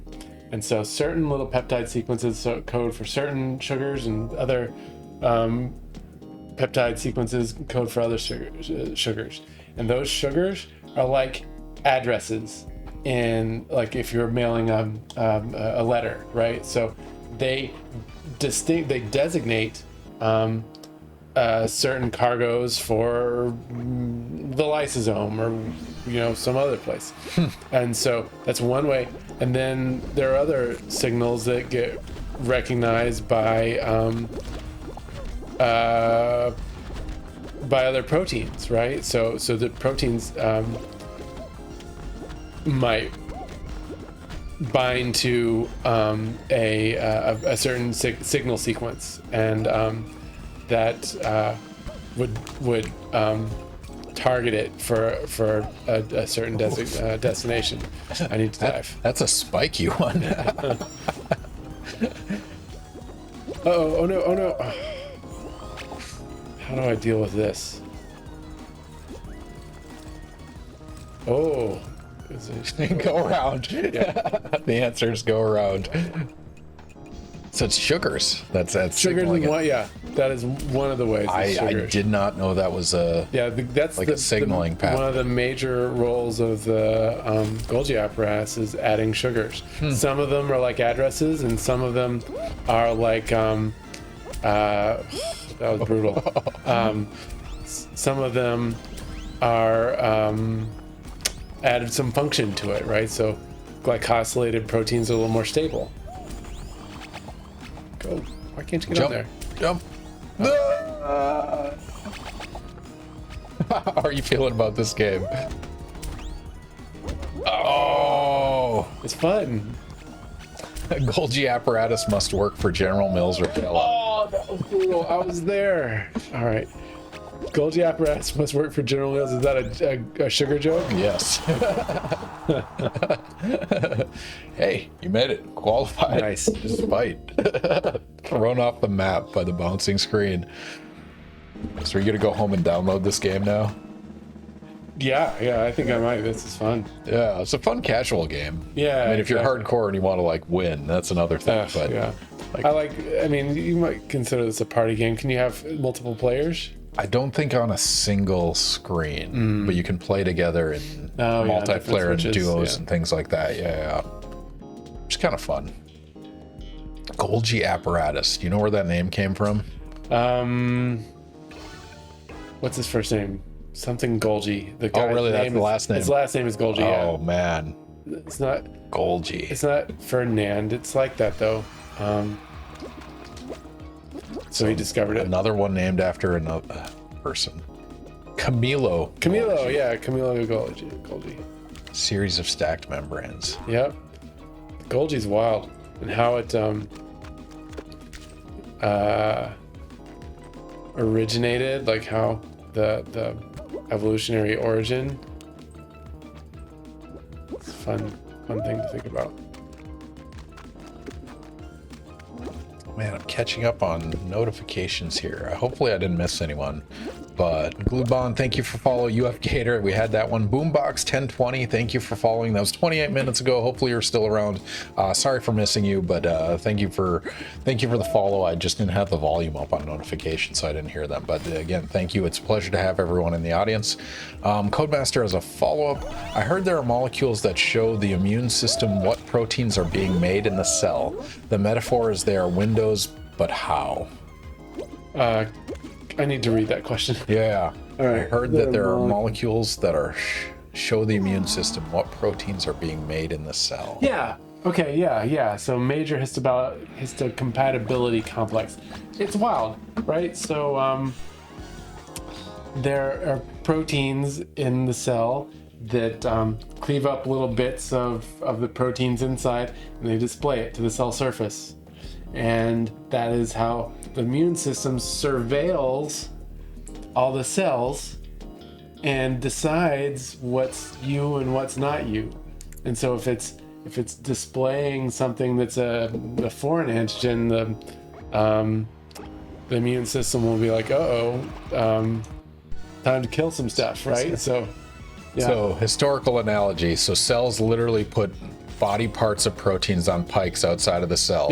Yep. Oh, what the hell? That is amazing. It's just like, oh, here's this thing. Wow. So it decomposes, so it's no longer functional, but it can signal things and process. Yeah, it's like self or not self. Yeah. Wow. Yeah, it's so cool. Windows is not the appropriate analogy in that case. It's pikes. It's putting heads on pikes to send a message. Yeah. Holy shit. Yeah. I didn't know that was a thing. So it decomposes them within the cell and then transports across the membrane and just... Yeah, it displays it. Oh, what the hell? Like, what kind Well, how are you gonna know what's on the inside? Yeah, but like, So what it's got this barrier, and so I guess it's sort of like a window. Sure, yeah, I get the window analogy now. Yeah. Because like it allows you to see inside in a way, right? Here's the stuff on the inside. Here I'm going to show you the parts. But like, how does evolution select for that mechanism, right? Like, Well, how else are you going to see the inside, right? So you know, it's like, here are my parts. But like a lot of biology like hijacks an existing mechanism to do something. So there was some sort of transporter that just took these parts and like accidentally left them on the surface. Like how does you don't have to answer this. That's a non-trivial question. But like if you had to guess, it was something like that, right? There was some kind of immunoresponse that destroyed the protein. And then some of it accidentally ended up outside, and that was a selection pressure or something. Well, yeah, like if you can, you know, it's all about how you recognize that self and not self, right? Yeah. So if you start with like, what is a possible mechanism for recognizing self and not self? You either have to get inside the cell, which is hard, or you have to sort of display what's in there. Okay, now what Nice. do I do? Solid round. All right. That was beautiful. Jump strategy worked well there. Cuddle Puppy, teach the biology students about Vlad the Impaler. Do you teach Vlad? I thought about Vlad the Impaler. No. No. Oh no, it's just the pikes on the heads on pikes. I expect you to use that analogy next time you teach this. Yeah. You guys cover that in undergrad? No, so not in my classes, but in immunology, which is undergraduate class. Yeah, that makes sense. That's fun. All right, you want to keep playing this? Do you want to switch to something else? How are you feeling play right on this now? until I fail. It will be soon. Yeah. I mean, if you're enjoying it, let's keep doing it. I am, but let's finish. Up until I don't make it, and then we'll switch. Sounds good. Avoid. Oh, there's tips at the beginning. So, do you write more or less letters of recommendation for med school now that you do cell bio versus biochem? Same amount? Yeah, they're all the same students. That's a good point. It is a 100% overlap. That's interesting. Oh, that was so dumb. Okay, there we go. Codemaster, are you going to make him do the speed run? So yes. So Scott is actually a return guest. It's probably 2 years, right? It's been a 2 years. It's been a long time. It was like post-COVID almost. But yeah, Scott's done NARC before, and yes, he will do NARC again. I'm failing. No worries. No pressure. As long as you're having fun, everyone else is having fun. But yes, Scott will be doing the NARC speedrun, and he's been practicing for 2 years. So we're going to see how it turns out this time. Did you watch my speedrun tutorial or not? I didn't know there was this. I did. No? I made one, so I committed. God, when was that? It would have been like 2 summers ago. Like, my brother and I learned so much about NARC that we had to document it. So there's a 30-minute speedrun tutorial on how to beat NARC in 9 minutes. Nice. All right, what do you want to play? What do you want to go to next? You know, the Golden Axe we did a little test run of that. That was really fun. Let's do that.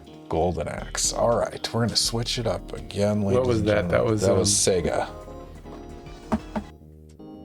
You can always tell the Sega by the sounds, like the sound effects. Yeah. Like Nintendo always put a little more a little more emphasis on that stuff. Yeah, sound design and gameplay was much more. All right, we're going to Golden Axe. And sorry, F-099 fell through. I was genuinely excited to see how that went, but I guess I'll have to play it.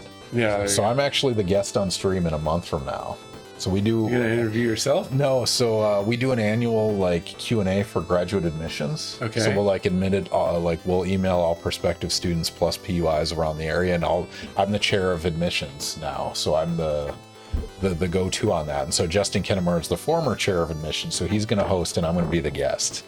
So I'm probably gonna play a little bit of the Mario Wonder, a little bit of NARC speedrun, Sure. maybe some Mutant League hockey. We'll see how it goes. Golden Axe for Sega. So this is one you played when you were younger? I don't know if I've played it or not. But it is certainly familiar. But I didn't have a Sega. So my friend who lived down the street had a Sega. So you had a Super Nintendo? Yeah, I had a Super Nintendo. It was back in the day when Whatever it was this one is. Nintendo, the original Nintendo. Yeah. NES. But Oh yeah. the whatever that thing is. How is it now? Oh. This game is great. That thing is way overpowered. I like it. Golgi apparatus. What's your favorite word in biochem / cellular biology? Favorite word. Terminology or name or whatever it might be.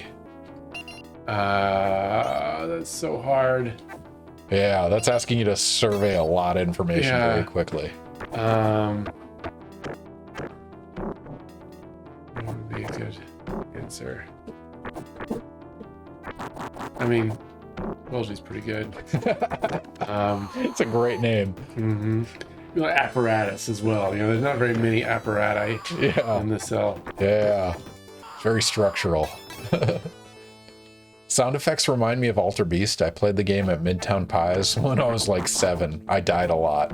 Oh man, Codemaster, I don't know if you were here 2 weeks ago, but Wally Boot played Beastmaster.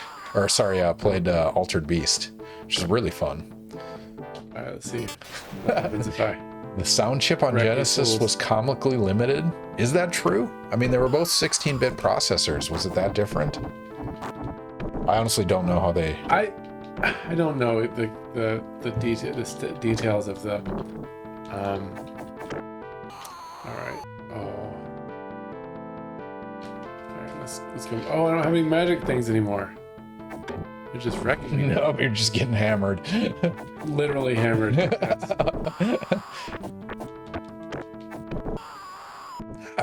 Level 1. Look at him chilling there.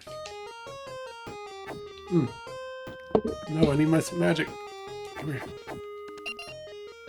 Oh, he's the magic bearer. Yeah. Okay. What a weird mechanism for delivering bottles of... I guess it's similar to Zelda, where you just go break pots in somebody's household, right? Like, what is the game teaching our kids, honestly? Yeah.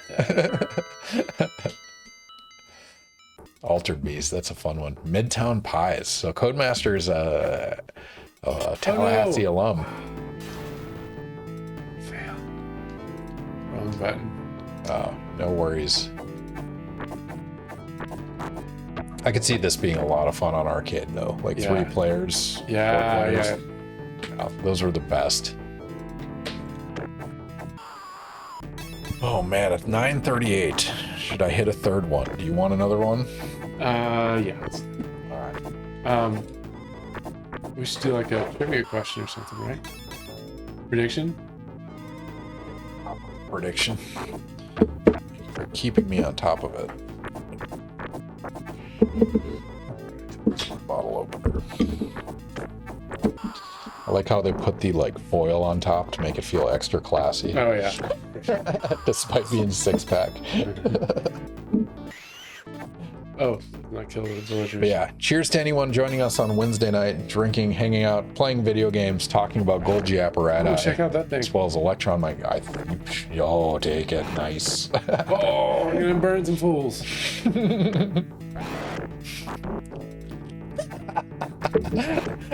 I love the animation. It's just fire exists or it doesn't. There's no like progression of fire. It's just instantaneously there. Oh, can you continue? Yeah. Continue. What do we press? Oh, there I am. All right. I think in the options menu it gave you 5 hits instead of 3, but we'll have to there you go.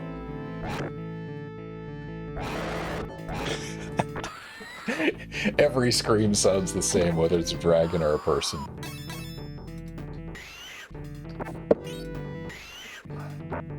How is Gabe doing? I went to preschool with him. Oh, wow. Gabe's doing great. He's at Raw. He's in the cross country team now. They have their final meet tomorrow, which is exciting. He's been really into video games. How do you feel, off the record, assuming Gabe doesn't see this, about watching cross country meets? I love it. You know, I it's pretty short, relatively speaking. The girls run than the boys, and I guess it depends how they lay it out, right? Whether you get to see a couple passes or not. You generally get to see 2 passes. You get to see the beginning and the end, and yeah, it's sort of exciting at the end because everyone's sprinting, and then in between you get to sit and chat with the parents. It's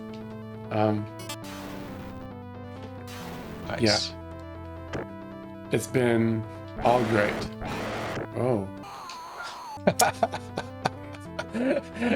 Cross-country teams should be forced to run from coast to coast a la Forrest Gump. Otherwise, I'm suing for false advertising. Okay. Oh, okay. Is that our troll? Yeah, that's Cuddle Okay. Puppy. Thank you, Cuddle Puppy. You bring up an important point. This is the most... Because we have to be literal in all things. This is the most obvious case of false advertising since my suit against the never-ending story. Any Simpsons fans in chat? Lawyer Lionel Hutz. Whoa. What is the worst spectator sport? It's got to be golf. Oh man, I don't know. There's a pretty amazing. What's that? I don't know how familiar you are with golf, but there's one tournament where there's like, I don't know, one of the holes is where everybody gets hammered and things like that, and Tiger Woods hit this like 80-foot shot and just beer cans and beer going everywhere, and I'm like, that made golf worthwhile. That was so hype. Yeah, so sort of trolling this enterprise here, but watching video games, I must say, is not my favorite thing to do. But what if you're really into the video games? I guess it's fun. Golf was made for rich people, by rich people, on rich land. I mean, that's fair. It's a luxury sport. It's expensive.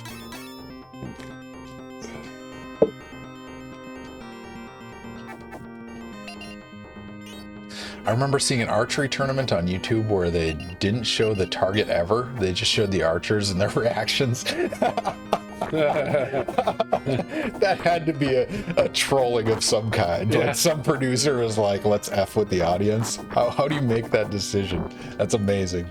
A sport, a spectator sport that is, you wouldn't think is watchable, but it is curling. Curling is a lot of fun. Yeah. I can get into it. Yeah, my wife and I are from Minnesota, and she's actually upset that we can't do curling here because it's surprisingly entertaining. Especially the really good ones are amazing. I don't know, chat. Golf. What's another? I can't get excited about tennis. I really try. I don't appreciate it enough. I never played it. That's a hard one for me. You know what's a hard one is the water ones, like water polo. Like it's because you can't really see the action. Yeah. It's underappreciated how hard they're working just to stay in one place. Yeah. Right. No, that's true. And it's so much splashing, you can't really see. These guys are lighting me up.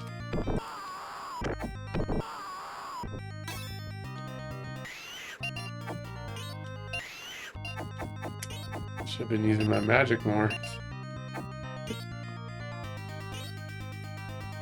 Why do you suppose it goes 1, 2, 2, 3? No idea. Should we look up the speed run time on this bad boy? What's your guess? What's the world record of 5 minutes. I mean, it doesn't. It seems like there's not a lot of options for speedrunning, you know.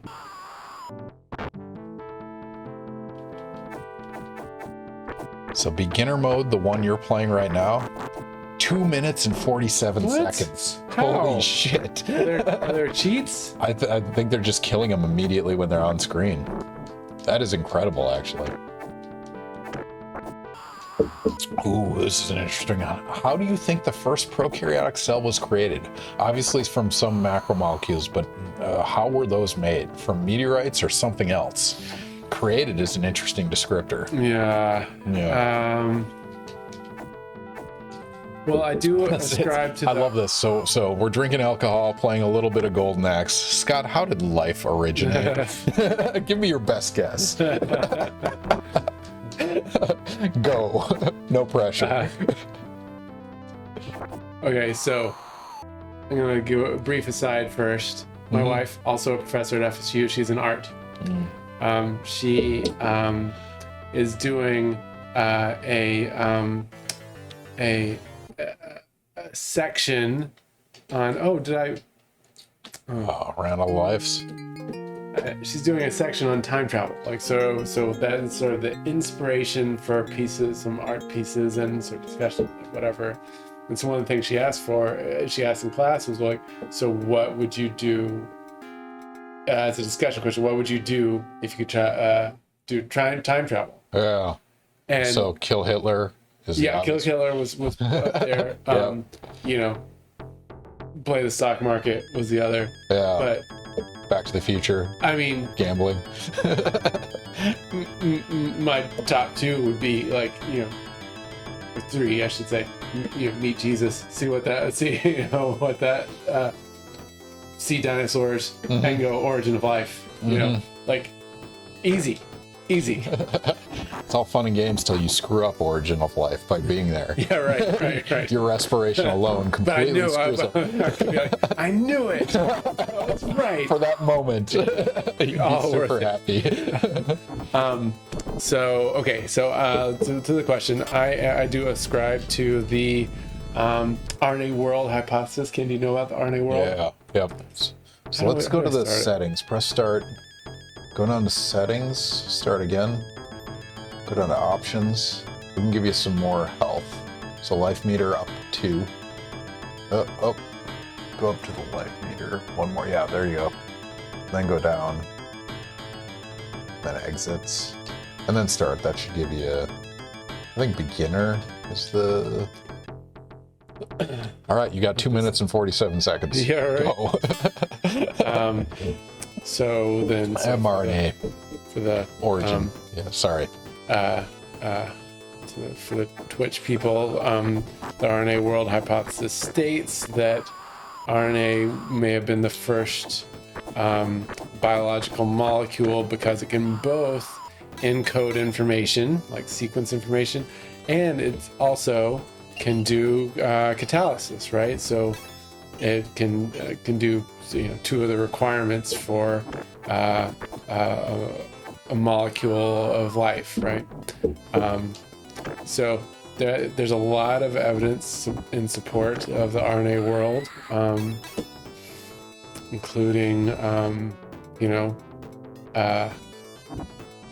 the fact that there are RNA catalysts, right? So and in fact, the ribosome, one of those fundamental molecules, the catalysis that it does is through RNA. So proteins are made by RNAs, which is sort of But then, so where's our question? I won't read it again. Here, first prokaryotic cell was Okay, so first prokaryotic cell. Okay, so there's this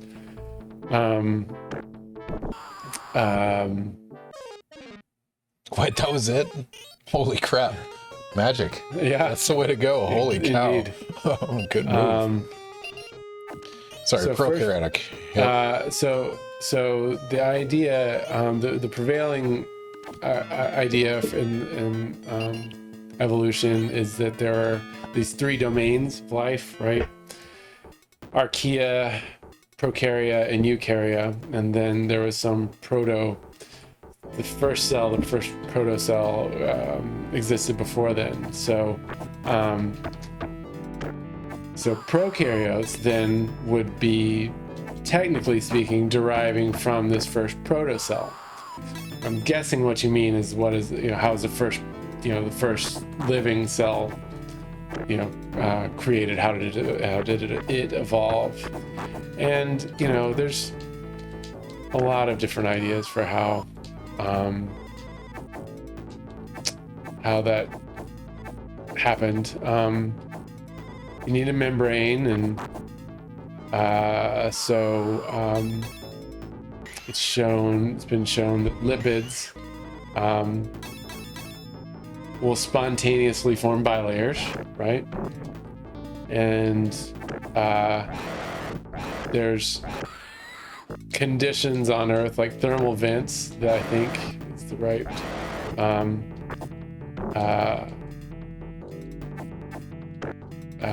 condition idea, and that's where lipids may have been synthesized, and then these vesicles formed, and then if you encapsulate an RNA in there, can't hit this guy, then you have both catalysis, information storage, and then a container, right?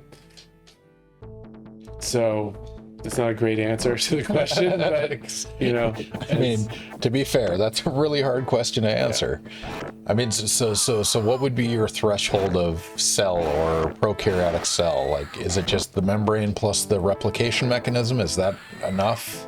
No, I mean, so we're getting sort of technically speaking right here. So a prokaryote, that means like a bacteria, right? So those are,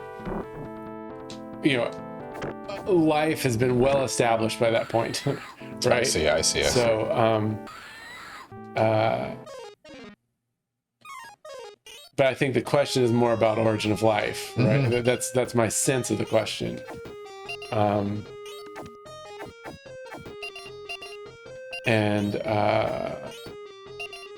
So yeah, what defines the first cell? So the first cell would have to do some sort of catalysis. It would have to replicate, so it would have to have some sort of informational molecule.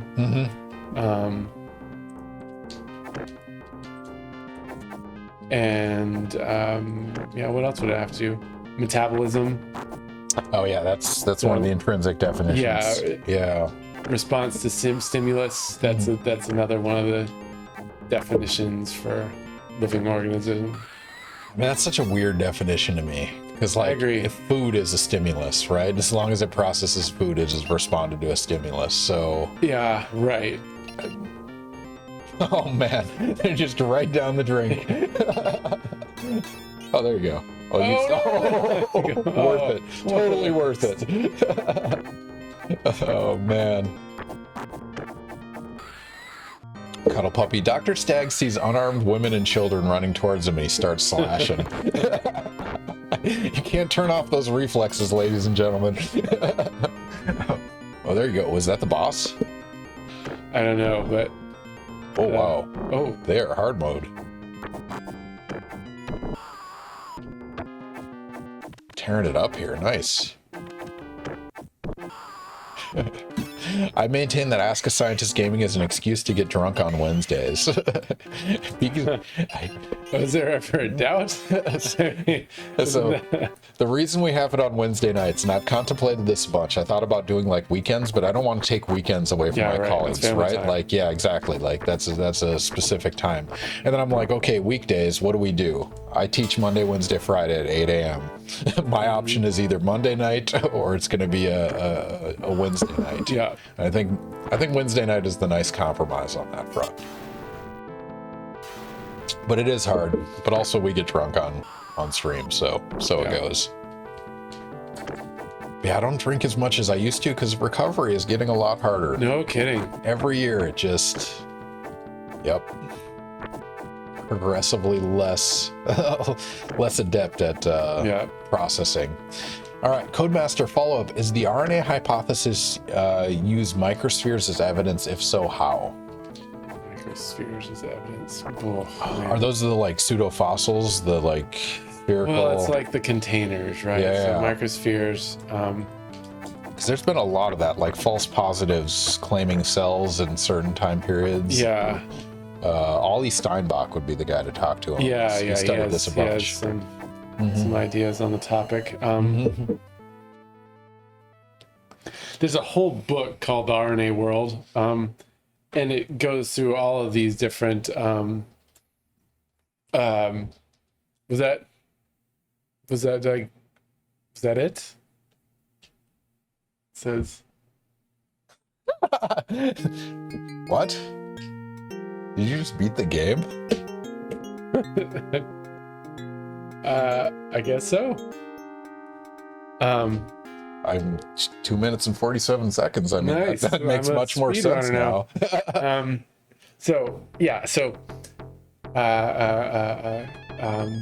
Compartmentalization, right? So that's one of the requirements of life, right? You have to compartmentalize these reactions. So microspheres, if I'm remembering. It's that book? Yeah. So Geistland. And Tom Check, like he's the big name. So did you beat the game twice and not realize it? Did you die the first time? I died the first time. Okay, yeah, well, you did die. All right, we're not completely lost. All right, what do you want to do? You want to keep golden axing, or do you want to try something else? I want to see what this dual thing is, and then let's try something else. The dual. Just one-on-one. I have no idea what that is. Let's give it a try. I like my green guy here.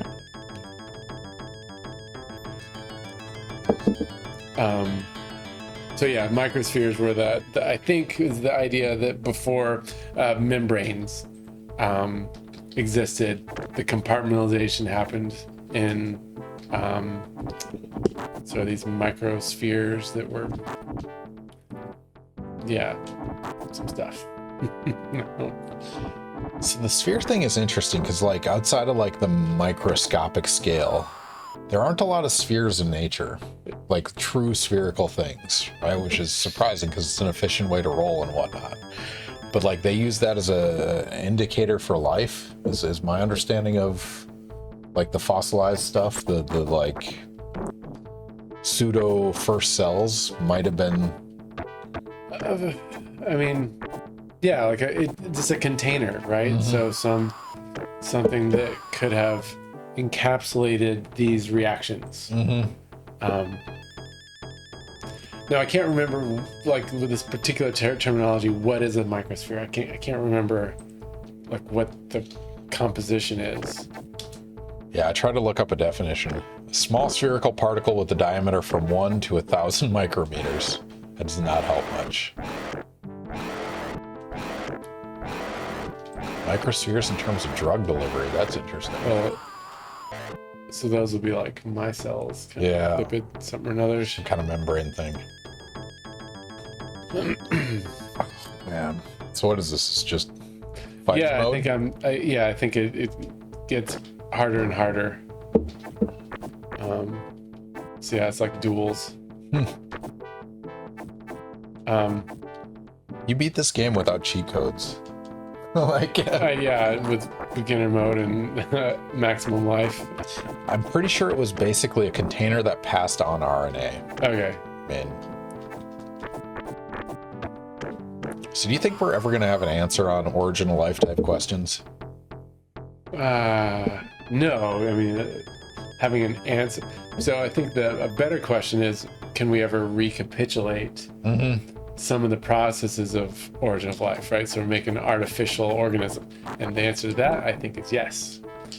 I think it should be possible. And I know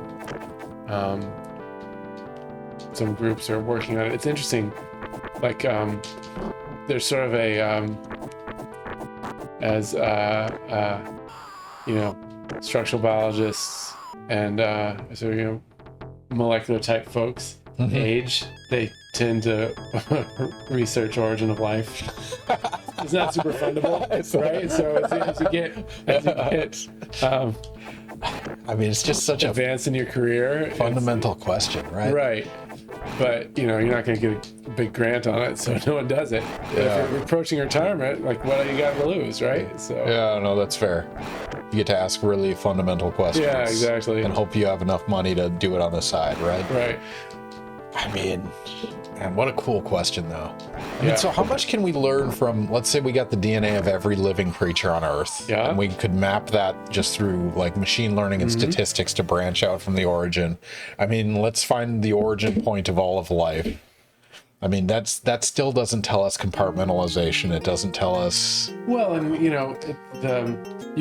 you can do that comparison. It's more or less. I mean, it's not exactly done, but there's enormous amount of sequence information that's already known, and that tells us about the evolutionary relationships between things. But you can't really project that back. Yeah. You can make a lot of inferences, but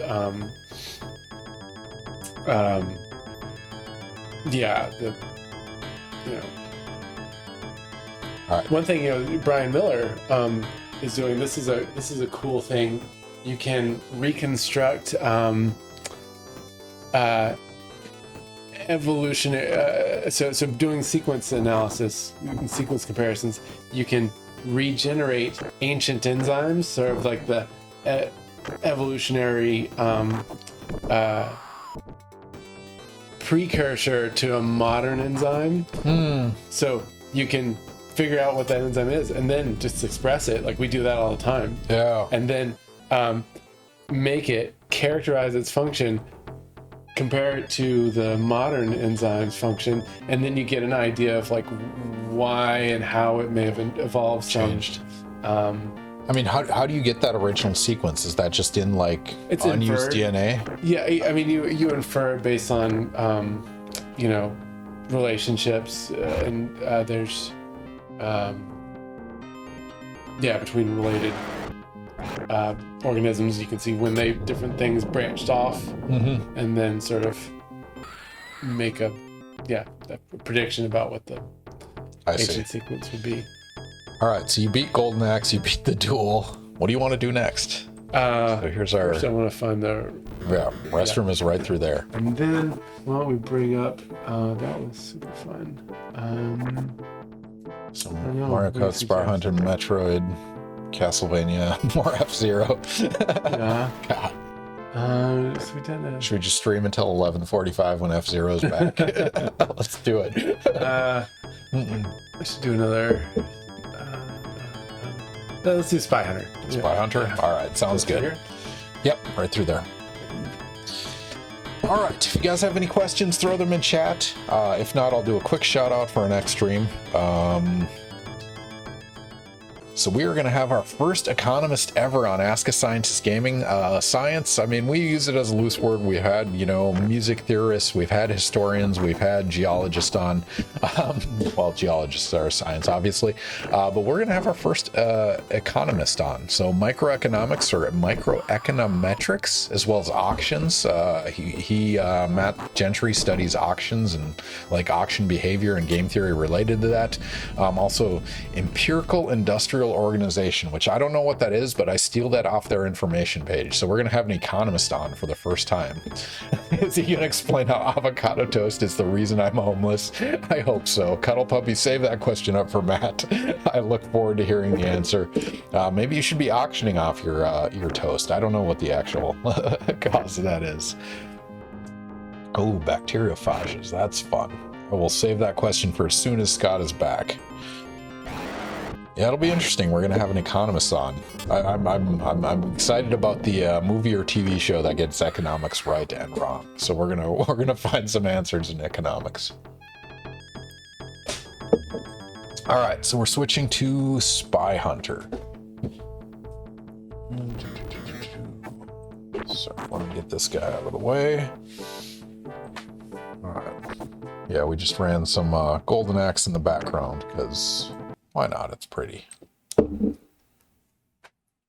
Yeah, so our next, sorry, Scott, while you're gone, I plugged our next guest, Matt Gentry from the economics department, actually. Okay. My first economist on stream, who does microeconometrics, okay, auctions, and empirical industrial organizations. It's a mouthful. Yeah, exactly. I'm sure there are meanings behind all those words, and I look forward to learning them in 2 weeks, so when Matt is on. But right now we're going to play some Spy Hunter.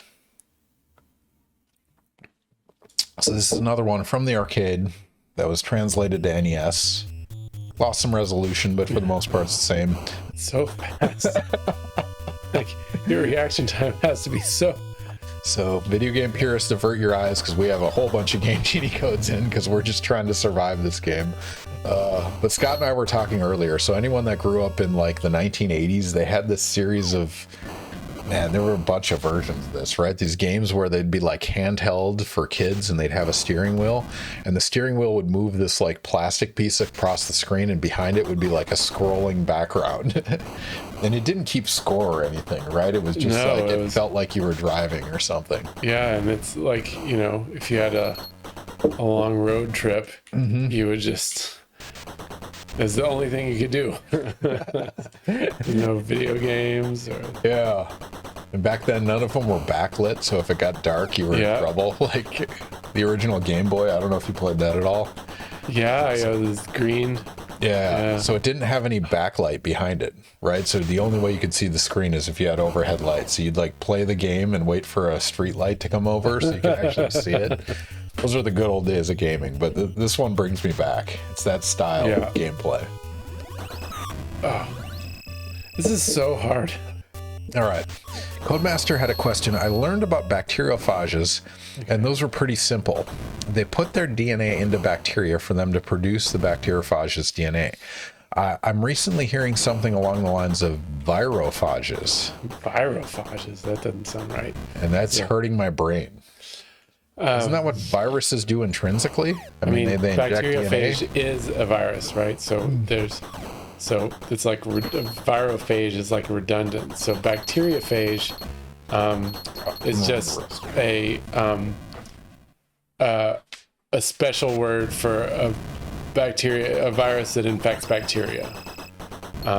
So I don't know what a virophage is. Now, I can give you a little bit of trivia about bacteriophages. They were one of the first proposed antibiotics, right? So you can use, you know, if you have a virus that infects a bacteria, then you could maybe use that virus to fight an infectious bacteria. And that was sort of a proposed way of treating bacterial infections for historically.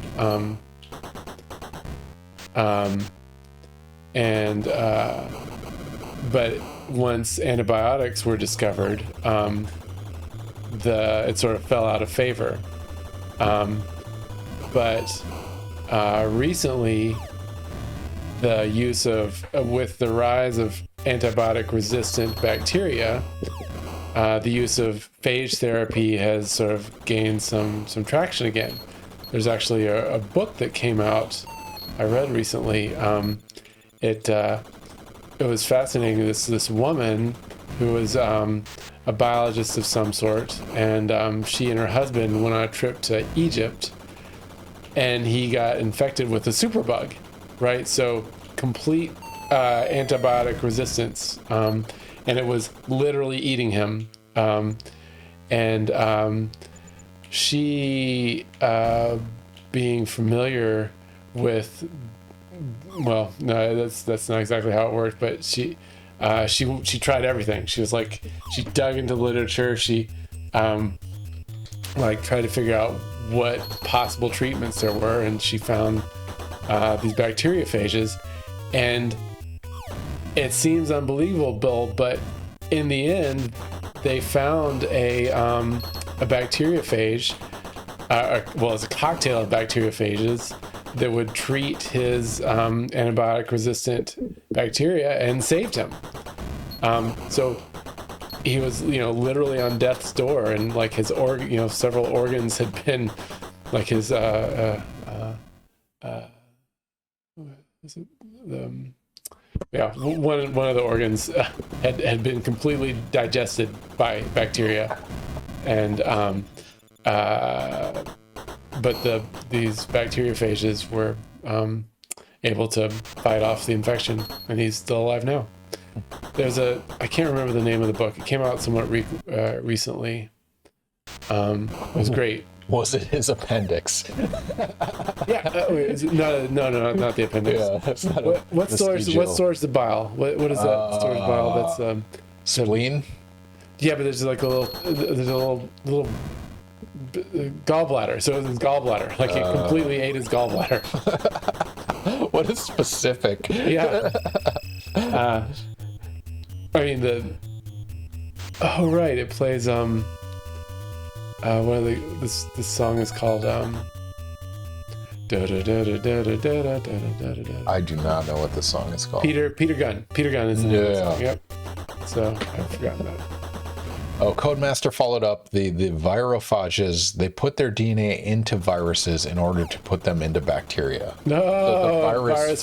viruses. Virus. I have Codemaster, if you private message me, I can post that link. We just have it restricted, so you can't post links directly. Sorry about that. That's so interesting. I did a year-long experiment in high school where we grew bacteria and completed experiments to find bacteria that could produce antibiotics. Hey, we should do we have a trivia question about bacteriophage, right? No. How many viruses in 1 milliliter seawater? Oh, there we go. Bacteriophage. That's a bacteria. Okay. Mm-hmm. Bacteriophage. All right, let's do a trivia question. Thank you, Codemaster. You have sparked a discussion on this. That's Kira. Thank you for that. All right, let's do another prediction, ladies and gentlemen. If you're not following, click the follow button. 1, it helps with our visibility. 2, it gives you standard internet units that you can gamble on our science questions. Really, it's just for pride. You can request a factoid. You can unlock emotes. It's useless outside of the stream, but for the stream, they are amazing, useful points that you guys should all try to acquire. And so we're going to pop up a question right now on the top of your chat. Click that predict button, and you can answer the question: how many viruses in 1 milliliter of seawater? So if we randomly sample, this is presumably at the surface, or does it matter? Yeah. So 1 milliliter of seawater, is it going to have 100 million viruses, or is it going to have 100,000 viruses per 1 milliliter? So that's 1 gram of water. I don't know what that is in Freedom Muted, so I can't translate out off the top of my head. But how many viruses are there? The answer is at least 100,000. The question is it 10 million or 100,000? Put your predictions in now and gamble your internet units depending on your confidence in your answer. Which is a crazy question. I look forward to hearing where this one came from and why. I mean, it's mind-blowing to me. Like, snowflakes, a good portion of snowflakes that exist are induced by, like, bacteria in the atmosphere, right? And right. I forgot about that. Yeah. Right? And I've never thought about that from an ocean perspective in terms of viruses or bacteria. What percentage of them is present, or what number per 1 milliliter? Oh, I've got a story that goes with it, so. All right. Virophages. Sorry, we didn't follow up on that one. We kind of detoured a little bit. Virus. You can't beat them, join them? Is that the strategy there? All right, we have a brief detour. So where's the question by Cuddle Puppy? I was like, so what's the plot of this game? It seems like you're just kind of just turning public streets into a war zone. Literally, no one is shooting at you. You're just causing chaos. So, Cuddle Puppy, for you, I looked up the box art on the game. Are you ready for the description on the back? As you blast your way through the next millennium, you'll find you're fighting for your life. Aerial bombs, machine guns, and flying warriors will be on the attack. But that's just for starters. You'll be piloting the next generation of pursuit craft, including a supercharged racer, aqua blaster watercraft, and turbocopter. Assuming you can maneuver through the twists and turns of maximum turbo force, you'll need to blast the menacing boss at the end of each stage. To survive, you better have reflexes, guts, and the sixth sense to avoid disaster.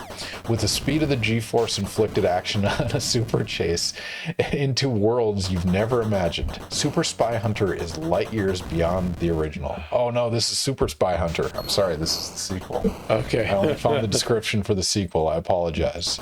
But the answer is people are trying to hunt you with helicopters and whatnot. Yeah. And you are adjusting accordingly. You're some sort of spy. All right. So, Scott, what is the number? 100,000 or 10 million? 10 million.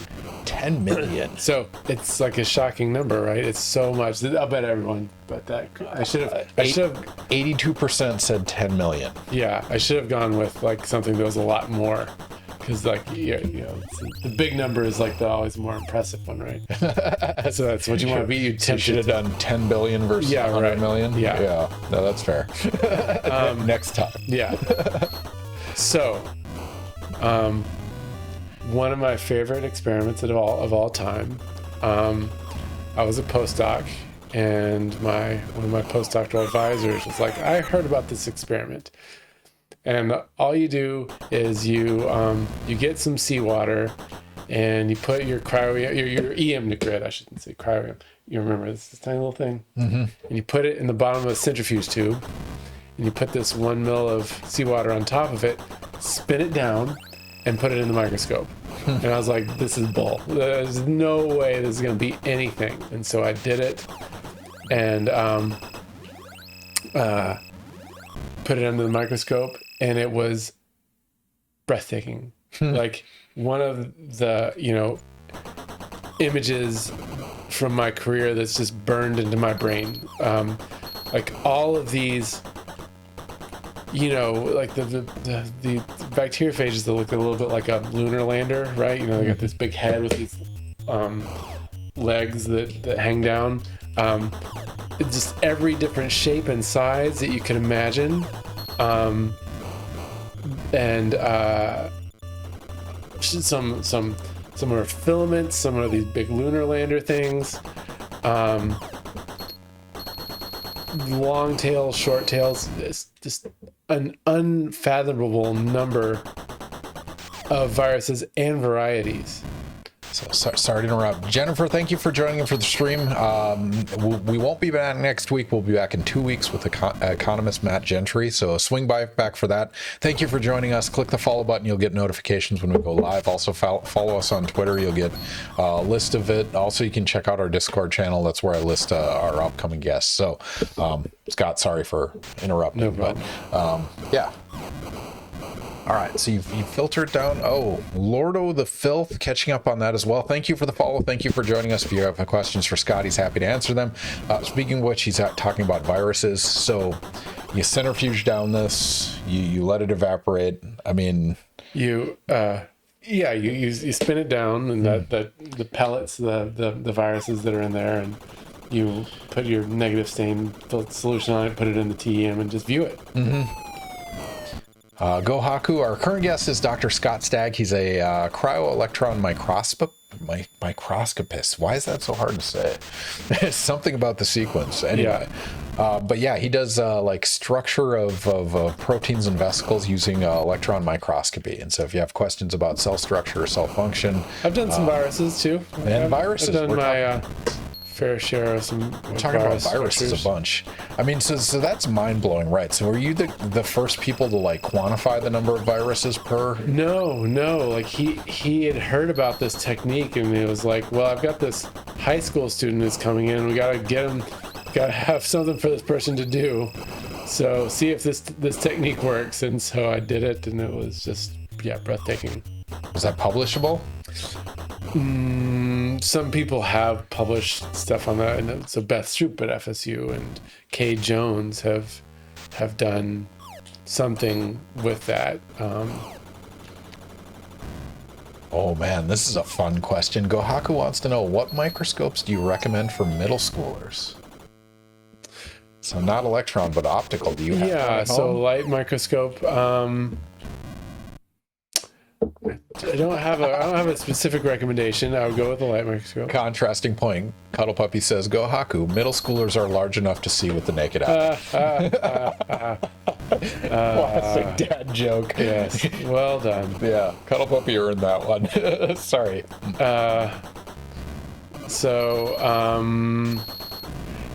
There's some good light microscopes where you can resolve. You can find them on like Amazon. You can resolve bacteria, single cell organisms, tardigrades. You know about tardigrades? I'm not familiar. Oh, you gotta look up tardigrades. Tardigrades are the coolest things. They're called also AKA water bears. They are the one of the most resilient organisms on the planet. They live everywhere. They're like on our. How do you spell skin. that? How do you? Tardigrade. Tardy. TARDIGRADE. Tardigrade. Oh, I have seen these things before. Yeah. I didn't know the name of them. Look at that. You can actually see tardigrades with a decent. So what do you need? Like 1,000? Light microscope. What is it? The magnification. I think maybe 100x will get you there. Huh. Do you have an optical microscope at home? At home, no, I don't. I'm teaching in London in next summer. Right? Oh, wow. Yeah, it's very cool. Like the international program. Like the family trip to London, stay there for 3 months? 1 month. 1 month. It's okay. it's through the international program at FSU. Biology has this programmatic thing with so there's a couple courses they teach every year, so I'm gonna go. That's awesome. But so I sort of get to define my own curriculum, and I was really, you can build your own microscope actually from like disposable cameras. So if you have a 3D printer and like a disposable camera, you can pull the lenses out of the disposable camera and make it into a compound microscope.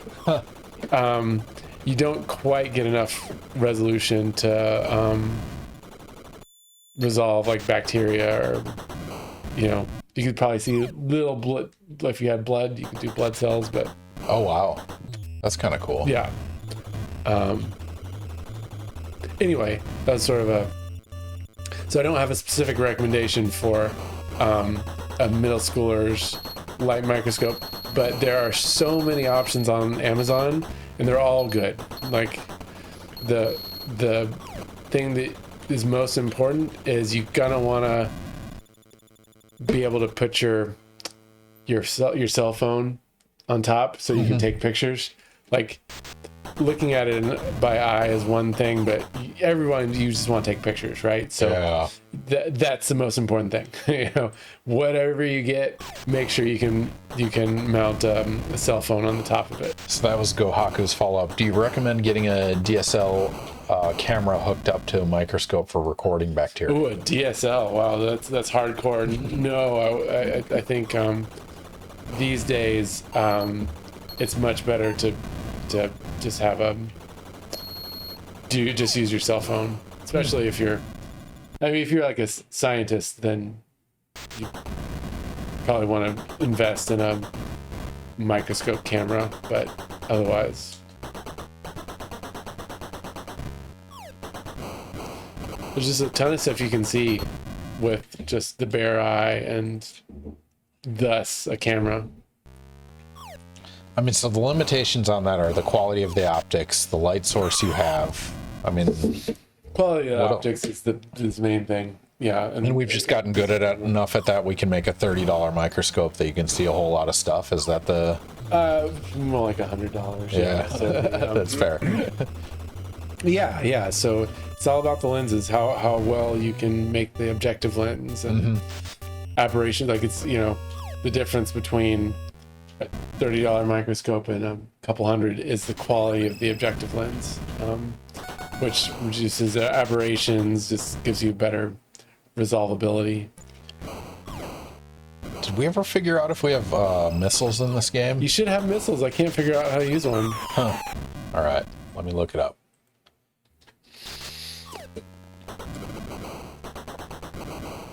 Oh man, we're at 10:23 already. Holy crap, wow. time is That flying. flies. All right, we got the answer to 100 million viruses in 1 milliliter seawater. Yeah. Do you know what that translates to in concentration terms? I can do that math. That's like point Like 0.00001. No, it's going to be micromolar. yeah. So Right?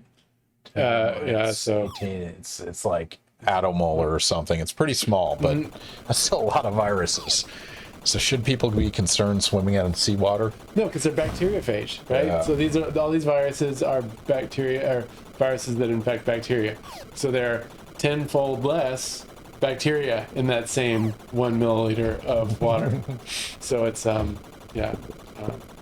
1 million different bacteria. So knowing this much about bacteria and viruses, does this make you like more paranoid, washing your hands more, or is it like most are non-threatening? It would have used to, but now we know so much about the microbiome, right? So these are all the microorganisms, bacteria that live on your skin and in your body, and they serve a protective purpose, right? So that's sort of what I think about is like these are doing good things. That makes sense. All right, this game is. You're done with this game? Yeah. All right. It's- So we have, I mean, you probably need what, 20, 25 minutes for NARC? So you have 10 minutes to play anything you want. What do you want to go with next? Where's our list the of list? Castlevania? What haven't you played? Metroid. Super Let's go Mario Kart? Metroid? Yeah. Let us try. What are we on? Fescue. All right, we're gonna play some Metroid, ladies and gentlemen. Original Metroid, 1986 version for the wow. NES. Do you remember the maps? Not at all. I think you go left first, if I'm remembering correctly, but it's been a while. Metroid. This is not the one I was thinking. There's a Super Metroid. what's the one? Is it Contra? You play with like it's 2-player and you. Oh yes, that is Contra. I can find that one real quick. Who is our last guest to play Contra?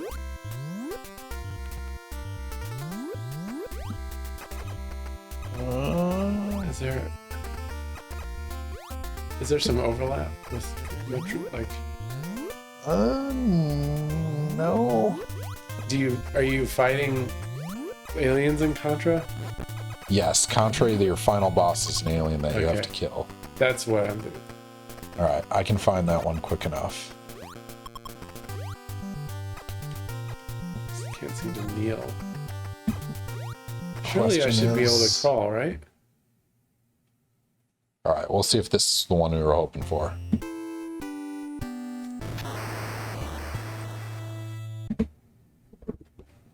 Yeah. All right, this is the one. All right, we're playing Contra.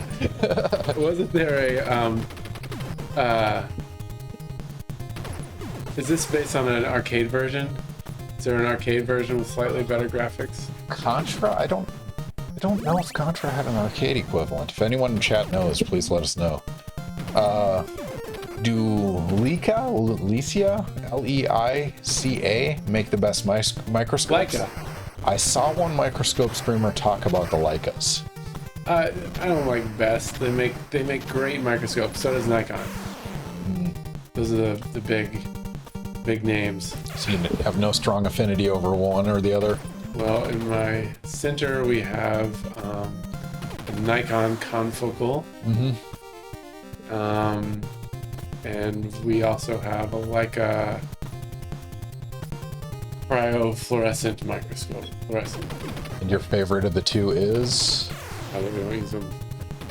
You don't care. No, I mean that's not my group. Yeah. So the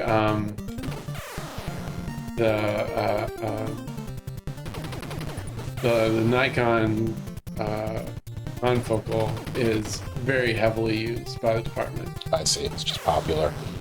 This Yeah. stream brought to you by Nikon microscopes. Just kidding.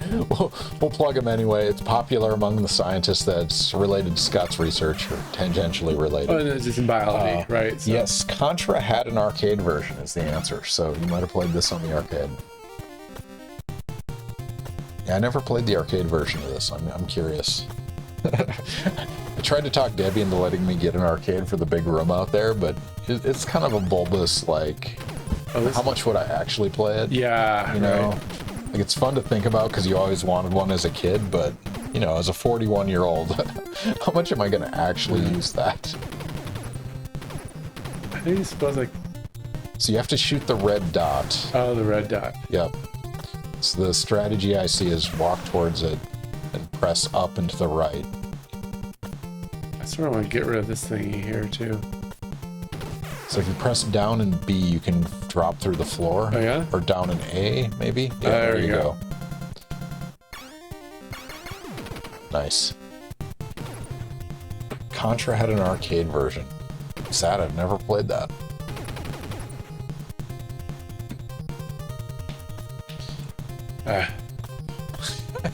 No worries. How long's it been since you played this one? 30 years? 30 years sounds about right. Oh, come Maybe on. longer. This is hard. I think if you... Yeah, so if you Oh, wait, aim can it go 45 angle? degree. Yeah. Speed strat. Contra taught me co-oping gaming was my jam. Yeah, if you're playing with someone that's like a good teammate, it's amazing. Yeah, yeah, that's what I remember. Yeah, multiplayer. I still need a teammate. Scott, do you want to learn NARC 2-player speedrun? We could be the Two-player? world record holders. Yeah. Let's do it. I should do that. I'll talk Justin into doing it on stream. Like, so I had the single player world record. Yeah. And then it got beat about a year No, ago. you yeah. did? Yeah, I did. And then it got beat. But Ken is too stuck up to play games with his guests. It's not stuck up, I promise. It's more of a, like, somebody has to pay attention to the comments and keep us on track. I mean, Scott can pay attention to both, but a lot of our guests, like, it's so easy to lose track of what you were talking about. You probably felt that too. It's, Very much so. like, if you're not practiced at talking and playing, like, Twitch streamers make it look so easy, but it's very easy to get distracted really quickly. My brother and I would play mostly co-op, and you're still talking to each other. I respect that, Huggy Beer. Games can either build family or destroy them, depending on the interactions. Much like Monopoly. One of the all-time classics. All right, we have about 30 minutes left with Scott Stagg. If you guys have questions about cellular structure and function, cryo-electron microscopy, determining protein and vesicle structures from that, even questions about the recent Nobel Prize in mRNA, Scott is happy to answer those while he plays a little bit of Contra before we close out the night with NARC. We're going to give you 20 minutes to beat NARC because I'm confident you can do it. Whoa. You beat Golden Axe this time, which Yeah. is incredible. Ooh, we got a student. Charlie, welcome to the stream. Thank you for joining us. Click the follow button. It helps our visibility also. Why not? You have nothing to lose. You get some standard internet units. Hey, Professor Stagg, I was surprised in class today you didn't mention the new organelle that was discovered recently. Do you have any thoughts so on that? vague. There's a new organelle? What new organelle was discovered? Charlie, thank you for the follow. Thank you for joining us on the stream. You are our 650th follower, so thank you for joining us. Charlie, I need a little help with this new organelle discovery. What is the new organelle? Exosome. Not exclusome. Exclusomes. I think that's probably meant, he probably means exosomes. Exosomes. Yeah, so. That's okay. a new discovery. Yeah, so exosomes are,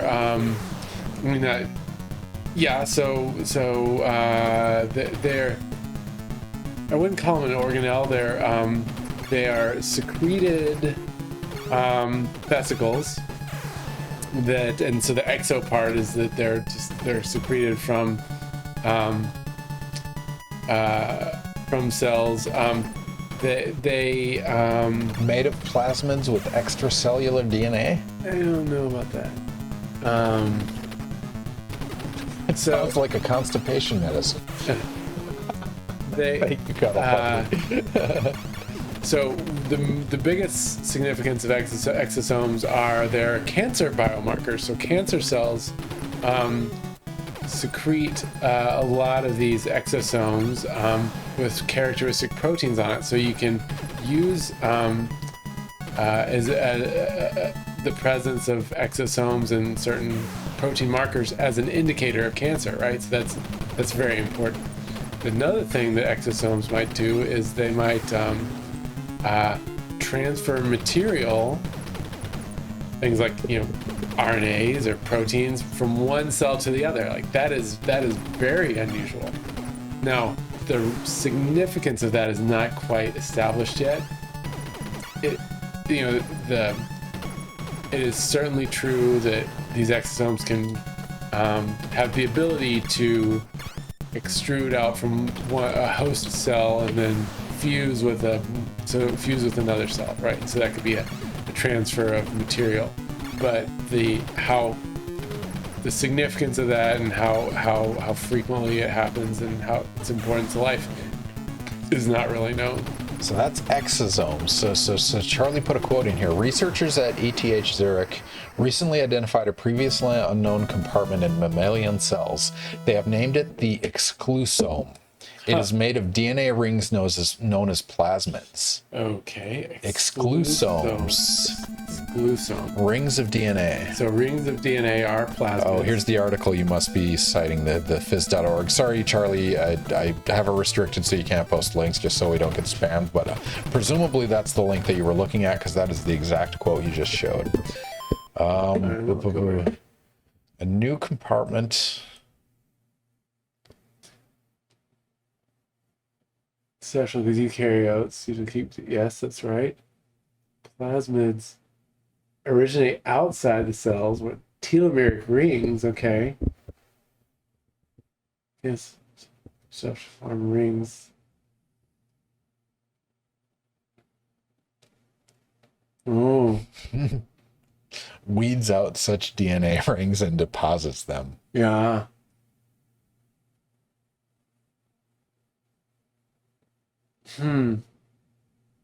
Exclusomes. Because it's excluded. It's like excluded from the Exclusomes. from the nucleus. Okay. So this is October 2nd, 2023 article from phys.org. This is a brand new thing. Phys.org? Yeah, they just like repost like university press releases I see. They're pretty popular on that front. But this is like a very recent thing. Yeah. Have you heard of this? No, I had not heard of it. I mean, so what's interesting about like finding something new in a mammalian cell has to be kind of rare, or like a new mechanism of some kind. What are the odds are this is just describing something that's known in a slightly different way? And I bring that up in the context of like vitamins, right? These vitalamines that everyone named them and they had all sorts of new ones, and then they found out, a lot of them were just describing the same thing in slightly different ways. I mean, how often do somebody describe something new in a mammalian cell? So we just discover new things pretty frequently. So I think there's, calling it an organelle, that's a real stretch, because organelles are, they're compartments, they're very particular compartments and just based on the scanning I did of that, it didn't sound like exactly a compartment. It sounded like, the sort of a concentration of DNA that is maybe not so it's saying something about telomeric DNA. No worries. I mean, from a news story, I don't know how much you're gonna get, but yeah. I'll be curious. At least worth a discussion point in class, apparently. For sure. 'Cause Charlie is excited to learn about it. mean, that's to recap on that comment, like discovering a new organelle would be something huge. Yeah, that's huge. Right? Yeah. But like a slightly different mechanism is not necessarily. Well, yeah. I mean, so new mechanisms, new. Like there's a lot of things that are just unknown, undiscovered about how cells work, right? So that's true.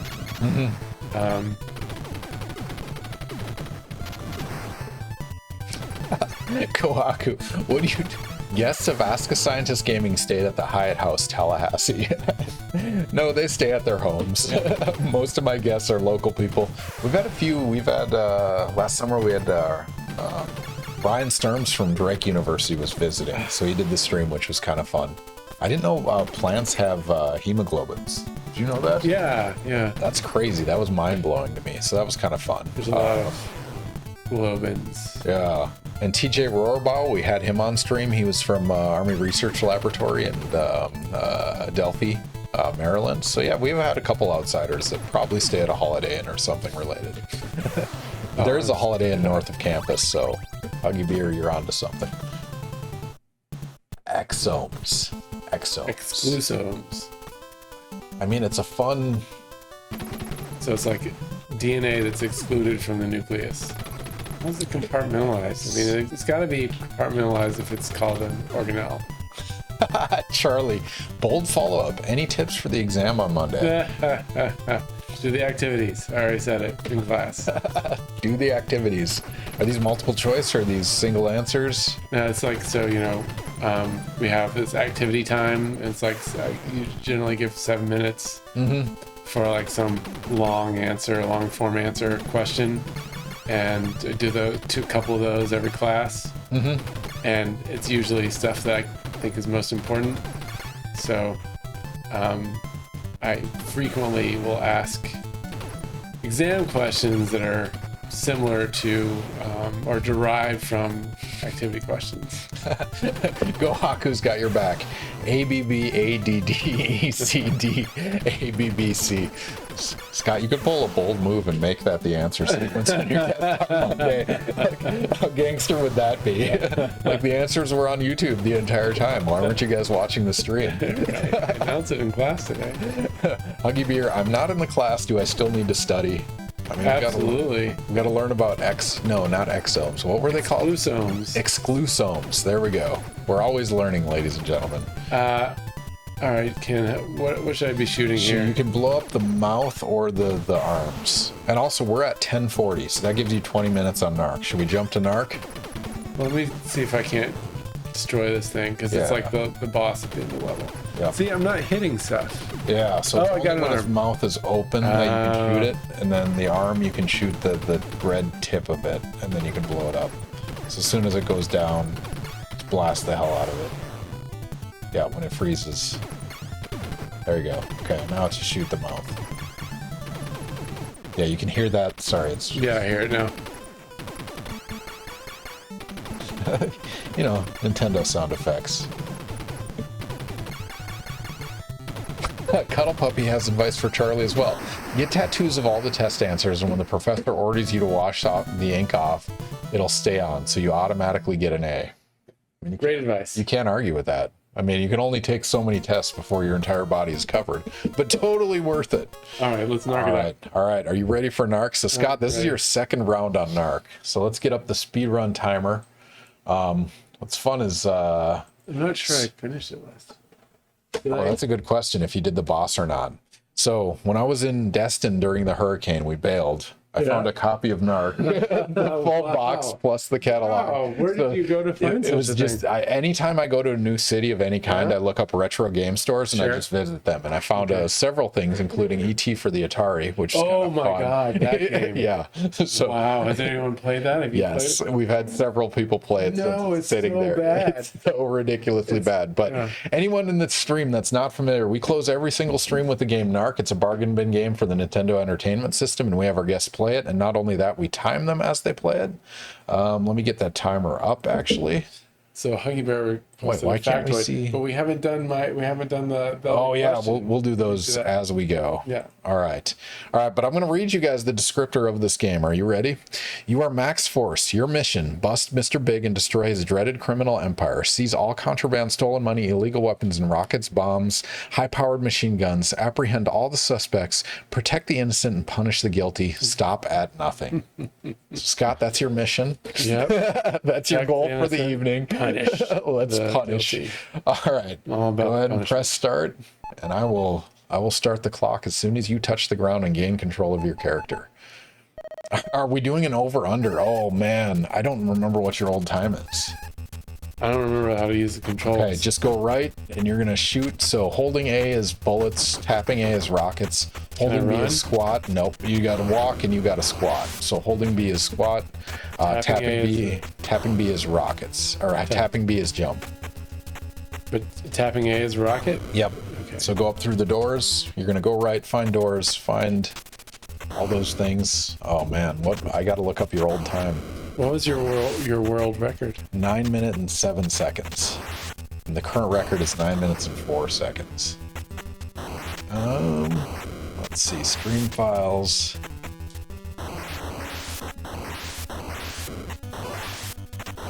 They literally blow up. I forgot about that. Killing dogs. I forgot about that too. Where is it? Control. Through the door. Go right. Yep. So your previous time was 38 minutes. So you did beat the boss. You did it alone. You don't have an asterisk. So you did not request my help. But now we're going to do it this time in 20 minutes. And Huggy Beer has requested a factoid. Sort of have factoids. Do you have any factoids? I don't have factoids, but we have the questions, right? So. Yeah, I can pop up the questions, but I mean, they paid internet points for a factoid. Oh, they paid points. Yeah, oh. they did. Knowledge bomb. What's that little detour you take in class? Maybe a factoid about a Nobel Prize, a factoid. While still running. Oh man, the Go Haku has also requested a factoid. Backlog of two. They're just fucking with you now. Yeah. That's amazing. Thank you, Go Haku. Thank you. Thank you, Huggy. All right. Well, I need a topic, something I can get. Okay. Anyone that requested factoid, Go Haku or Huggy Beer, what do you want to hear about related to cellular biology? Give him some just something help. Ad lib. Yeah. Sabotaging the runner. Absolutely. That's what we do on this stream.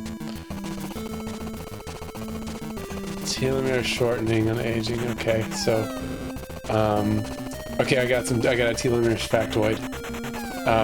So, telomeres are very interesting, right? Because they, it's the ends of DNAs, and they shorten Just go over through aging because your DNA polymerase can't get all the way down to the end of the DNA, and so some bits are left, right? So or not copied. So telomeres are a DNA structure that I guess I gotta kill this dog. So you have to shoot the guys wearing black with bullets at close range, and they'll drop a card. If you press both buttons, you can shoot the dog. Okay. So press and hold both buttons, and then move around a little bit because now you're short. Okay. All right. So now you're gonna walk up to the guys wearing black. Okay. Yeah. So that was that's what telomeres are, right?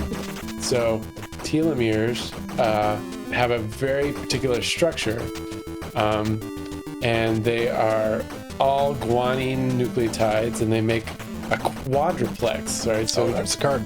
Nice. Through the door. Perfect. So instead of the double-stranded DNA, they make a four-stranded up down thing.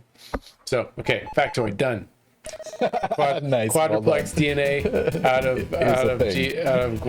guanines. All right, Charlie had another follow-up question, which Go Haku is somebody attached their factoid to it, but I've always been interested in the role of telomere shortening and aging. I'd love to hear your thoughts on the subject and the possible mechanism and role of telomere lengthening and delaying aging.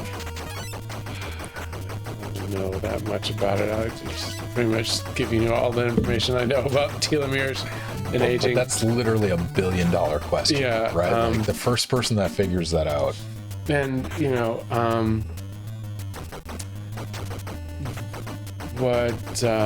so I know in cancer cells, so get in the car, tap B, stay on the bottom. Immortalized. How do I get in? Tap B, a little less. Yep, there you go. All right. Oh, get back in.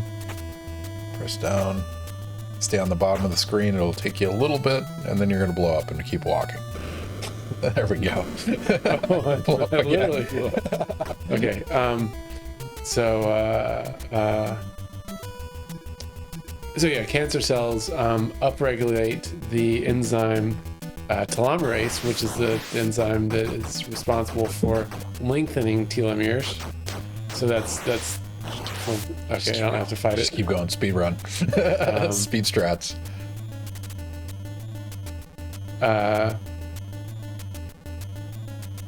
So clearly, telomere lengthening has a role in immortality of cells, but isn't there a jump? Yep. Tap B. I mean, is it one of those things that this is like a symptom of something bigger, or is it the cause? Like, is it? Well, it's required. You have to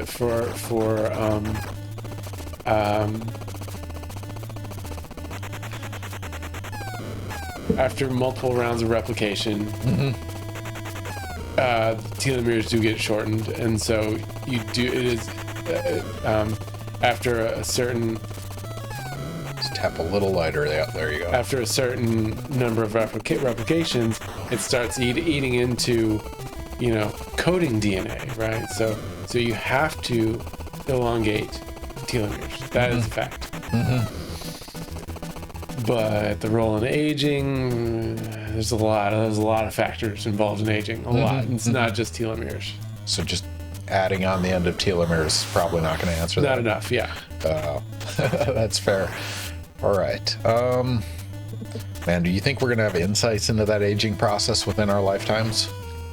Well, sure, insights. Or answers, or Yeah. like, is it correlated or causal? Like, how much does the telomere matter? So stay on the quantifying the role of. So tap a little lighter. There you go. Stay on the bottom of the screen, and you'll run into the bombs. Actually, you can go to the top now. And you'll run into a wall, and that's fine. All right. All right. Following up, Gohaku wants to know, aside from being a teacher or a professor, presumably, what's a typical career path for a microscopist? What do they do with their lives after they graduate your lab? Good question. So right now, cryo-EM is very hot. So there's job opportunities in academics and industry. Oh yeah, I'm not supposed to fight the other guy. You can. It just takes time.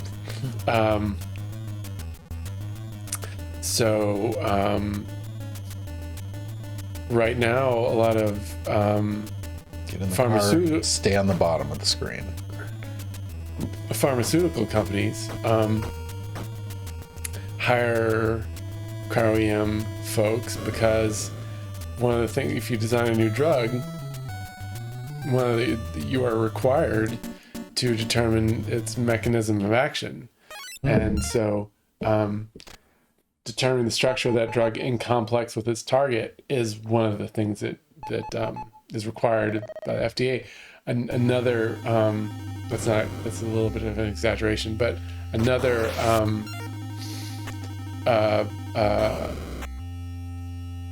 benefit though of determining structures is drug design, right? So let's say you have some lead compound and it binds to some enzyme active site, but you want to design some different activity. Maybe you want it to bind stronger or have a different interaction. Well, so if you know the structure, far right, that door. There's going to be a silver card at the end of this. Sorry, Scott's on a mission. So if you know the structure, then you can design better drugs. So grab that card, go up through the door, but don't press up too much. Okay, left. And see the key card thing? Hit that thing. right there. Yep, perfect. Nice. Sorry to interrupt. We got a lot. We got predictions to get to as well and questions to catch up on, but sorry I interrupted. Well, I think I covered it, right? So Yeah. so that's sort of the career path for microscopists. You can go into academics and research novel or molecules that need to be characterized, or you can go to industry and. I mean, you could build instruments, you could sell instruments. Yeah, I mean, yes, exactly. A lot of opportunities. Huggy Bear follow-up on the telomeres discussion. I've noticed that every revolution around the sun, I get older. Perhaps if we can stop going around the sun. Causation versus correlation, Charlie. You are 100% Superman, right. what is it, Superman 2? Is that the right? Oh, is it 2 that he goes? Yeah, it is 2, isn't it? Where he runs the Earth, the time backwards by going. Yep. Turn. So you're going to go left, and you're going to shoot these green guys with bullets, and one of them is going to drop a green card at some point. Why did they blow up? I mean, they're explosive marijuana. Oh, Don't you remember from the 80s? You did the DARE program, right? All marijuana plants are explosive. That's what we learned. why can't it go in? Superman can't Why be not? wrong. You got to shoot those guys with bullets, and one of them will drop a green card. But you got to do it at like closer distance. You can't shoot them too far away, and it's dumb. The card won't drop. All right, serious question. Has AI or computer vision helped microscopy? Yes, 100%. So, is that it?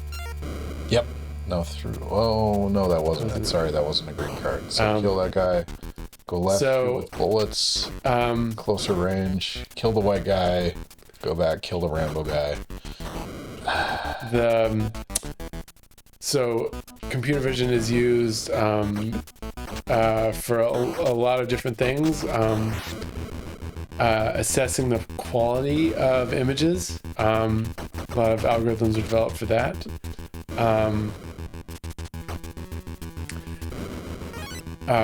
Denoising, right? So that's one. So bullets, it can't be rockets.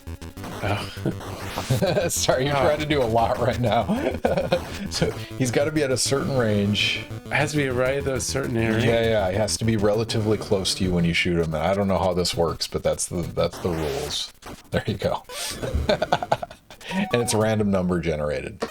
All right, AI. So denoising plus processing. Yeah, denoising. That's another thing. That's some complicated stuff. Segmentation, right? So if you've got cryo-EM reconstruction of whole cells, you just get this. It's just a giant mass of stuff, and so AI can help with identifying and labeling what the components are, segmenting it out. That's hugely important.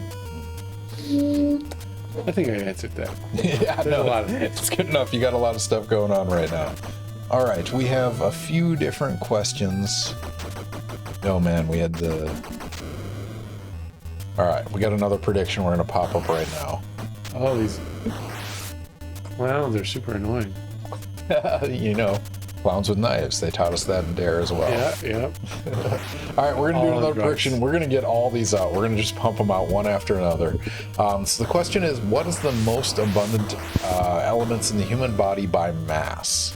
And so we have two different options. Is it oxygen and carbon, or is it hydrogen and nitrogen? What is more abundant by mass? Which one takes up more mass of the body? Is it oxygen and carbon, or hydrogen and nitrogen? Cuddle Puppy questioning Superman's judgment. Indestructible clothing, yet he never thought to put lead that blocked kryptonite under his indestructible clothing. Did lead protect him from kryptonite? I know he couldn't see through lead. Yeah. His vision. That's an important question. Cuddle Puppy, do you have answers? Because we need to know, what about kryptonite made Superman weak? Because we know the yellow proximity, sun. or was it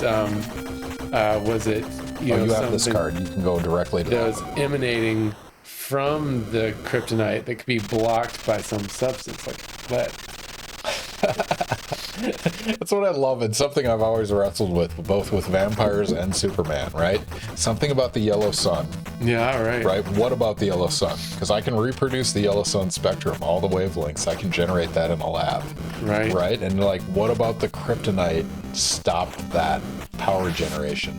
Likewise, vampires. I mean, Blade captured this where they had like UV bombs and stuff like that. Like, Right. just the UV, like, is that it? Is it just UV? 350 nanometer photon just does it? Because I can make flashlights that do that to every vampire. Anyway. Charlie, no hints in chat. You guys have about 15 seconds. What's the most abundant in the human body by mass? Not by number, but by mass. And this is an important distinction because they are two different things. General chemistry calculations, actually. We are very split on this one. Surprisingly split. Well, that's exciting. No, that's perfect. All right. Most abundant in the human body, Scott, what is the answer? Carbon and oxygen. Yep, carbon and oxygen by mass. If it was by number, it would be hydrogen and nitrogen, I think that's right. Yeah, it's hydrogen. Because hydrogen is so many more. So we're what, 70% H2O? Oxygen is a lot more heavy, eight times more heavy in this H2O molecule. Yeah. So yeah, oxygen and carbon. Congratulations, you got your 2.1 to 1 payout. Evenly split. Huh? Well, that's satisfying. Yeah, that is surprisingly satisfying because we're going to do a follow-up question right now. Indeed. So we've asked 2 questions fairly recently. We're going to have a question related to those questions. These dogs. I squat, right? Okay. Yep. Hold both buttons. Sorry, I should be coaching you through this, but I got to do predictions. We're getting through these. No, it's important. All right, so Scott generated at least one of his questions tonight using ChatGPT, simply saying, what's an interesting biochemical question? So the question is, which question was generated via ChatGPT? Was it the number of viruses per milliliter of water, or was it the elemental abundance question that was just asked? Which one of those 2 questions was generated by ChatGPT and translated directly? So you have to rocket guy in wheelchair. Nice. So 1. So gruesome. Coming back to you. The most gruesome game.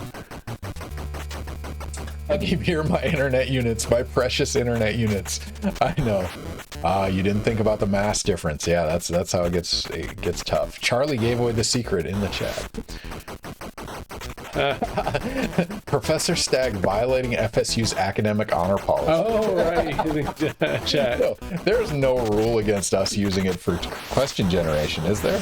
I don't think so. No. No. I think it's just passing it off as your own work in a class. Yeah, exactly. In an assessment in a class.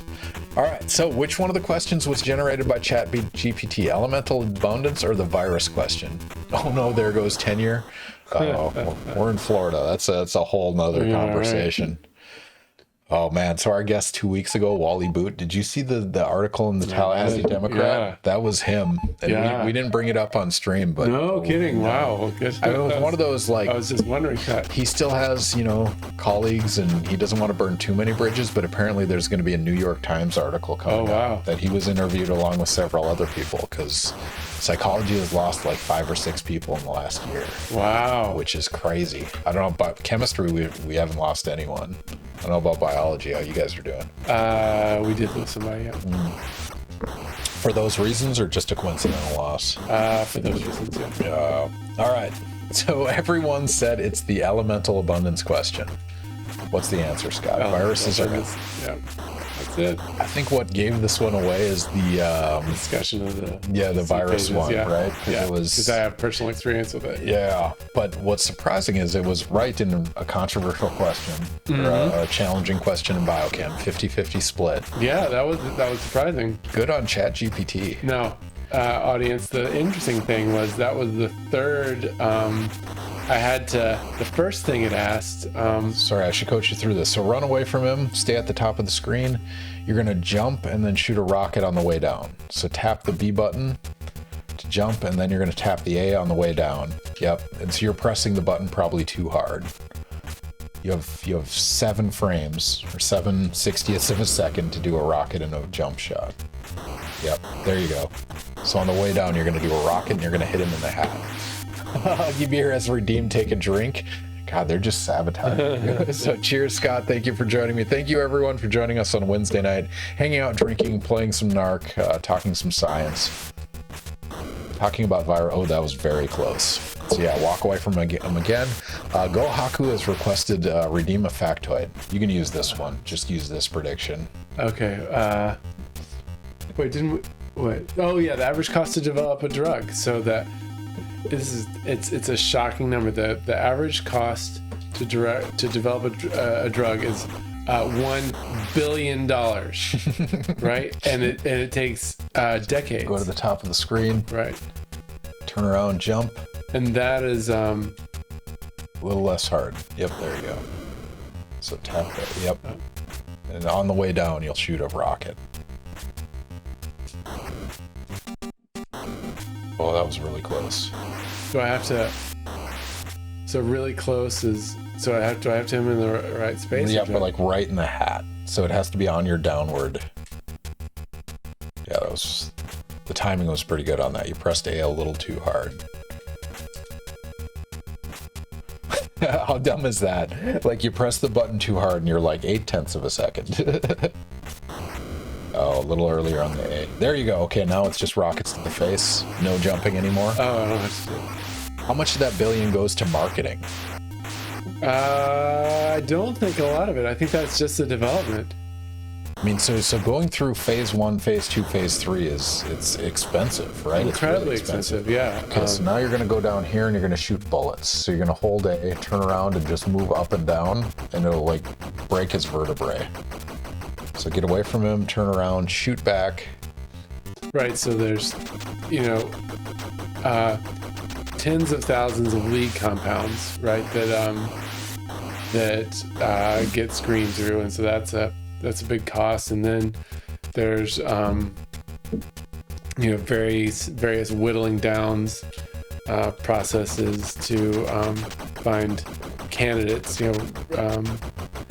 and then there's the trials, with clinical trials, which are incredibly expensive. Mm-hmm. Just to execute the trials for what, a success rate of less than 1% or something? Yeah, something like that. Yeah. And yep. That's exactly how you do it. I mean, it's such an enormous number, but it brings up these discussion points about how much should a drug cost. Yeah, like, right. Why is it expensive in U.S. versus Canada, for example? And Oh, Viagra. Yeah, I was watching a Viagra documentary on Max. That's an amazing sentence that you just uttered. Fascinating stuff about pharma.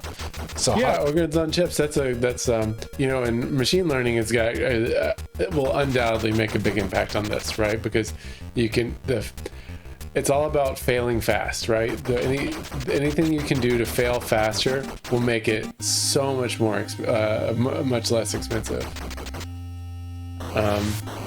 So machine learning is fast, it's cheap, relatively speaking.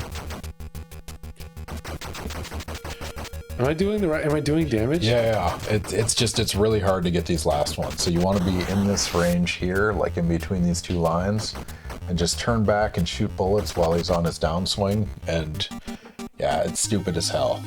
If you watch my speedrun tutorial, you'll see the exact pixel you have to be on to do it. It's ridiculous. All right. The toxicity of Twitch chat. If you had $1 billion to lead the development of a novel pharmaceutical compound for the treatment of something, what would it be? All right, that's a good question. I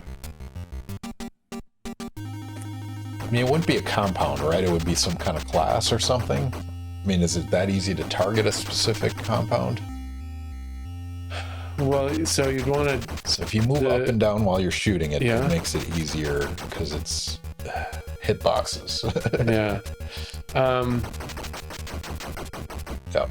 So get a good distance away, turn around, shoot, and then move up and down a little bit. So there are diseases like,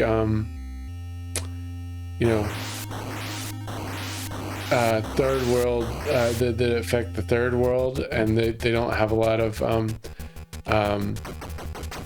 they're sort of neglected diseases for that reason, because not profitable. Not Right? profitable. So that is something that like for instance, did I find? Yeah, that you my got one of first them. hit? Yep. So the next one is easier than that one, and then the last two. All right, got it. So go through the door. We're getting there. So like the Gates Foundation does a lot of supportive research for Go right. for Civil forfeiture the level. under researched, underdeveloped diseases, and yeah. All right, 24:53. You cut An improvement. what, 13 minutes off your time. All right. That's solid. That's without the speedrun tutorial. So GG's, congratulations. We'll even put Carl Sagan up there for you. Deity Sagan.